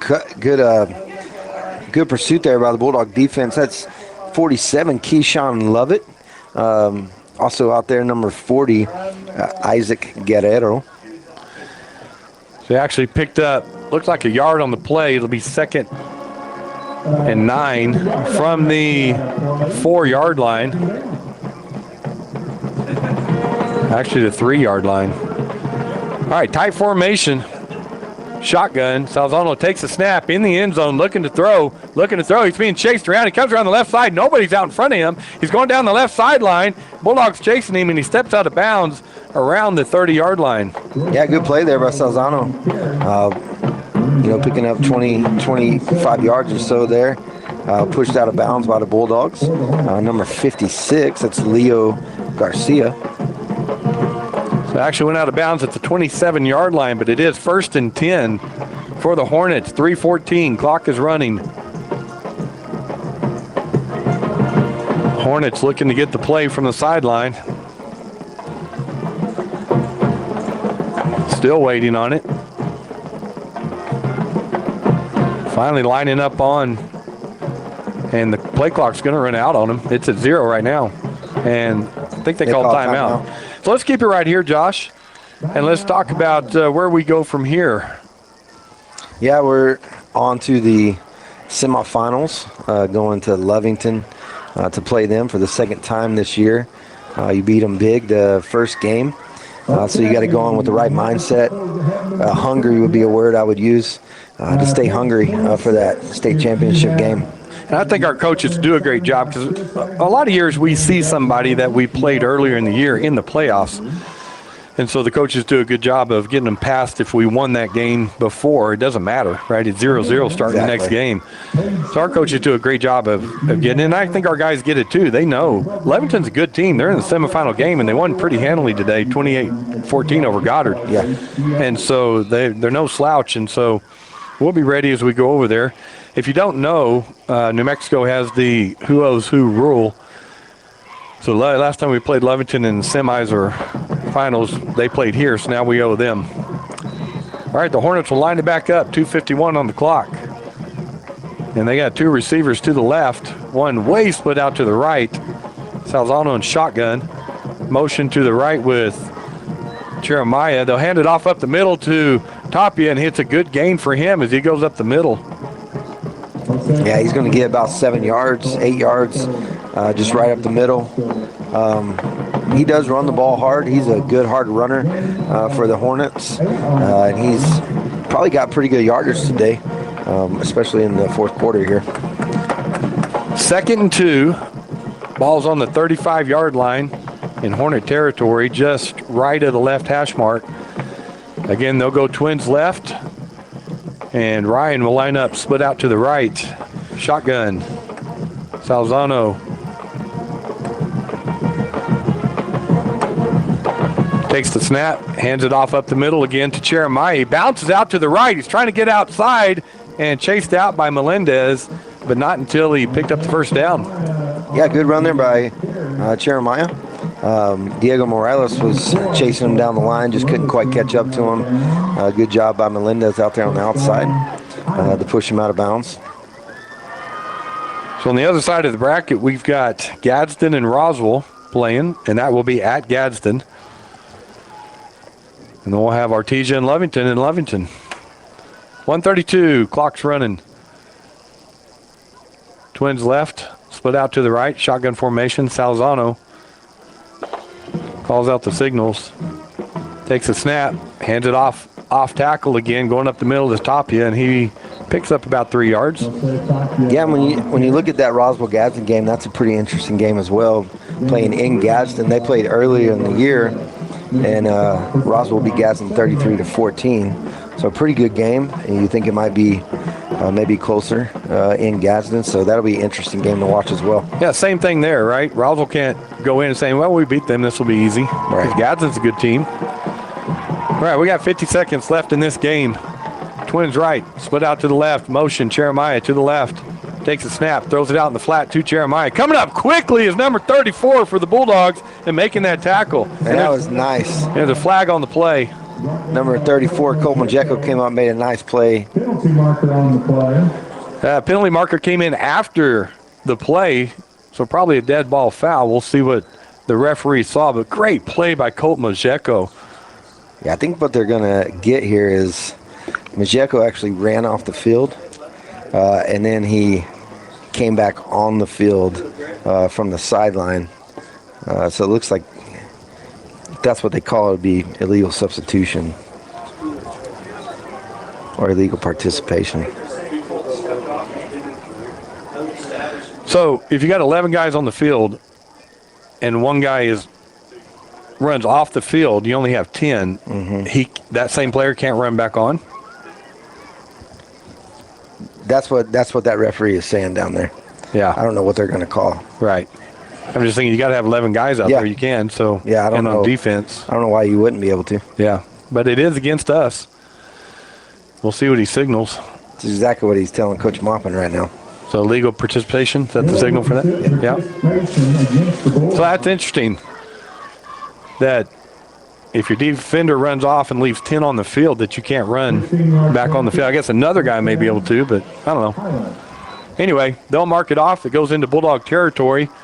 Ball will be almost to the 40-yard line of the Bulldogs. 35 seconds left in the game. Clock stopped on that penalty. Ball on the left hash. And the Hornets call a timeout. So we're going to keep it here. The Artesia Lady Bulldogs had a great season in volleyball this year. As they made it to the semifinal game today, they lost, but congratulations to them.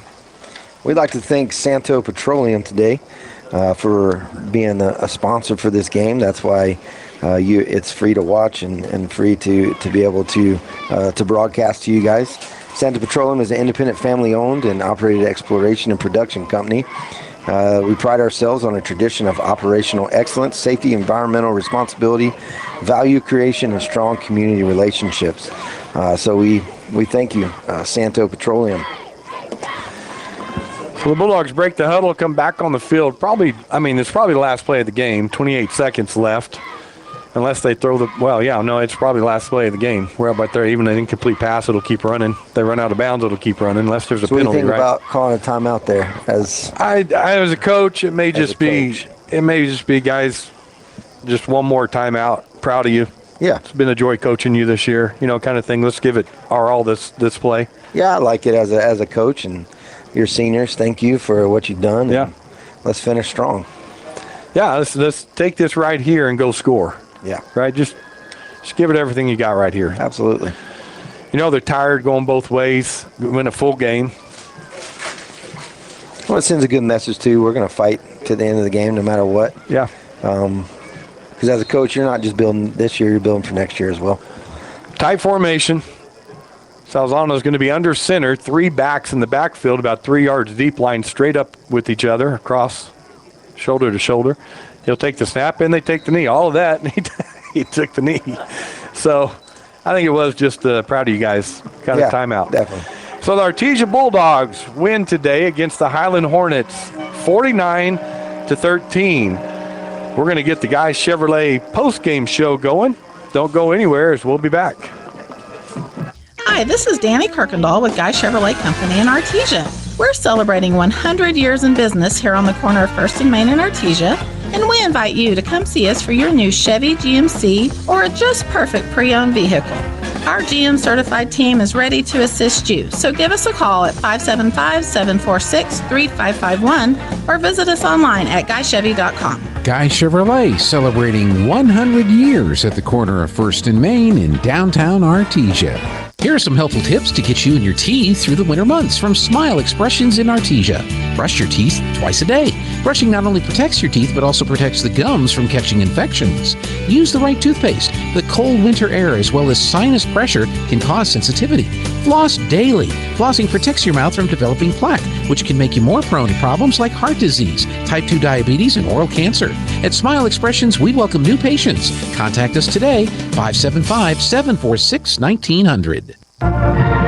With a deep heritage in oil and gas, Abo Empire is focused on safe and effective energy development in New Mexico. We will continue to make strategic investments in this industry to promote the economic and environmental well-being of our company, our partners, and our communities. We are continuing the Yates tradition. From John Yates Jr., Cynthia Yates Price, and their families, we are your partners in the community and proud supporters of Artesia Bulldog and Lady Bulldog sports. Looking to buy or sell a home in Artesia? Trust the team that knows this town best. Lois Oliver Real Estate.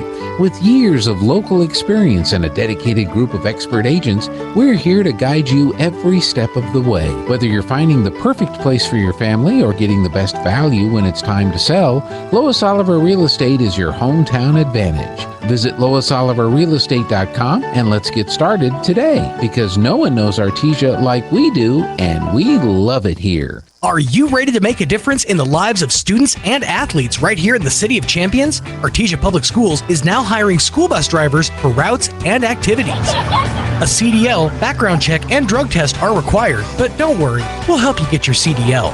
Join the team and drive our Bulldogs to success on the road and in life. Visit bulldogs.schoolspring.com to learn more. That's bulldogs.schoolspring.com. Drive the pride of Artesia. Wilbanks LLC and Wilbanks Trucking Services LLC has over 37 years of experience from 1987 to 2025 in the Permian Basin oil and gas industry. Wilbanks recently divested out of the rig moving operations to focus exclusively on providing crane services to support the growing demand in the basin. Wilbanks continues to provide quality, expert, and performance-based services to a multitude of customers. With a fleet ranging from 60-ton to 350-ton cranes and locations in Hobbs, Artesia, and Odessa, Texas, we hope that you will consider our team for projects ranging from plant builds, compressor sets, to general site build. Please call us at 575-746-6318 to find out what we can do for you. Wilbanks LLC, your regional expert in the crane world.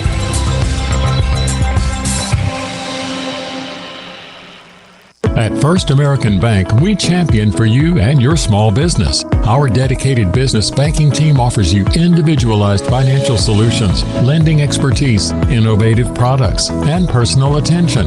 Our goal is to help you be ready for your next opportunity. Let us be your partner in growth and success, because when you succeed, we do too. First American Bank, your local first community bank since 1903. Equal housing lender. Kane Electrical Supply is your #1 distributor when it comes to the top-of-the-line inventory. Kane Electric carries name brands such as Appleton, Burndy, Fluke, Cooper Lighting, Hoffman, Phillips Lighting, iDeck, Klein Tools, and Square D. Kane Electric has your professionals and will assist you with any information you may have on electrical supplies. Kane Electric delivers on location too. Come by Kane Electric today in Artesia at 1911 North Roselawn.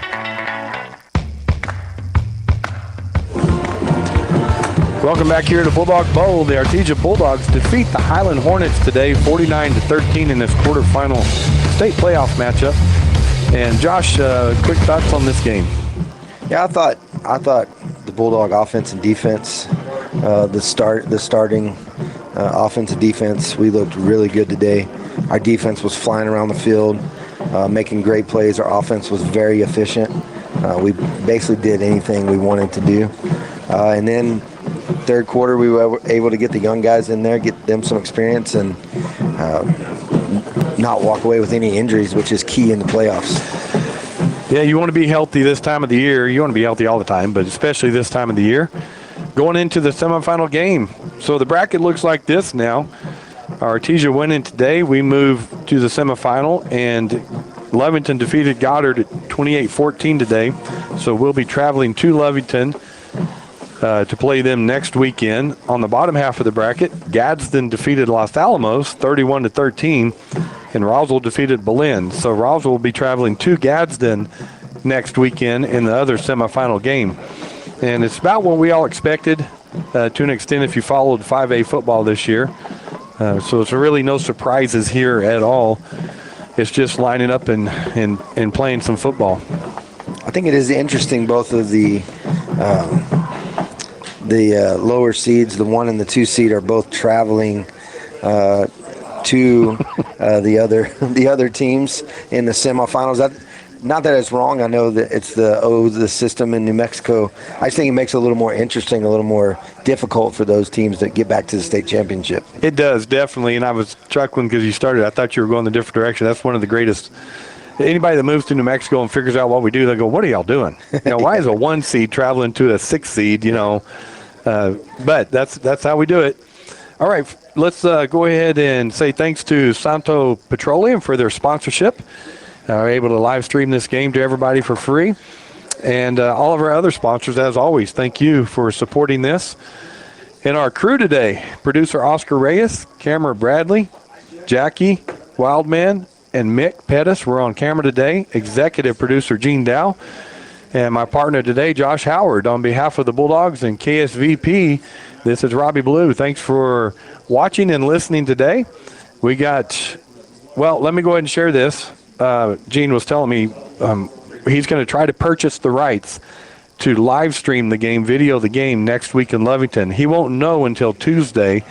So if you want to check on that, you can always go to KSVP Facebook page, and as soon as Gene knows, he'll post on there whether we have the rights. We will be there to do the radio no matter what, but we're trying to get the live stream right. So as for today, Bulldogs win 49-13. They move on to the semifinals. Thanks for watching or listening today.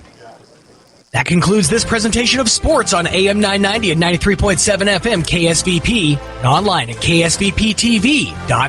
Bulldog football on AM 990 and 93.7 FM KSVP and online at ksvptv.com is presented by Abo Empire, Artesia Animal Clinic, Artesia Credit Union, Artesia Ford Sales, Artesia Historical Museum, Artesia Plumbing and Heating, Artesia Public Schools, Big O Tires of Carlsbad, Bulldog Outfitters, Buckhorn Productions, Kane Electric Supply, the City of Artesia, Deans Incorporated, Devon Energy, the Eddy County DWI Program, Edge Safety, Faith Baptist Church, First American Bank, Ben's Country Market, First Church of Artesia, Forest Tire of Artesia, Guy Chevrolet, H&R Block, Hermosa Church of Christ, Hawker & Sons, Incredible Printing, J.S. Ward, J&J Home Care, AC Light Tower, KFC of Artesia, La Fonda, Lois Oliver, Mac Energy, Major Supply, Nels Floral, Permian Construction, Pressure Services, Reliable Tint, Remax Axiom, Smile Expressions, Southeast New Mexico College, Cape Branch of Artesia, Turpinning & Sons, Western Bank, Wilbanks Trucking, Trans-Aero Medevac, Amigo Machinery, Artesia General Hospital, Bob Reed Pest Control, Central Valley Electric, Eastern New Mexico University Portales and ENMU Roswell, Maupin and Brown Dentistry, Pecos Valley Equipment, Roswell Seed Company, and Trustmark Roofing. Thanks for tuning into this special presentation. We now return you to your regular for scheduled individuals programming. and the whole nation. It would pay for itself many times over. That's just reality of the way that obesity is $200 billion a year of healthcare spending. I'm cautiously optimistic.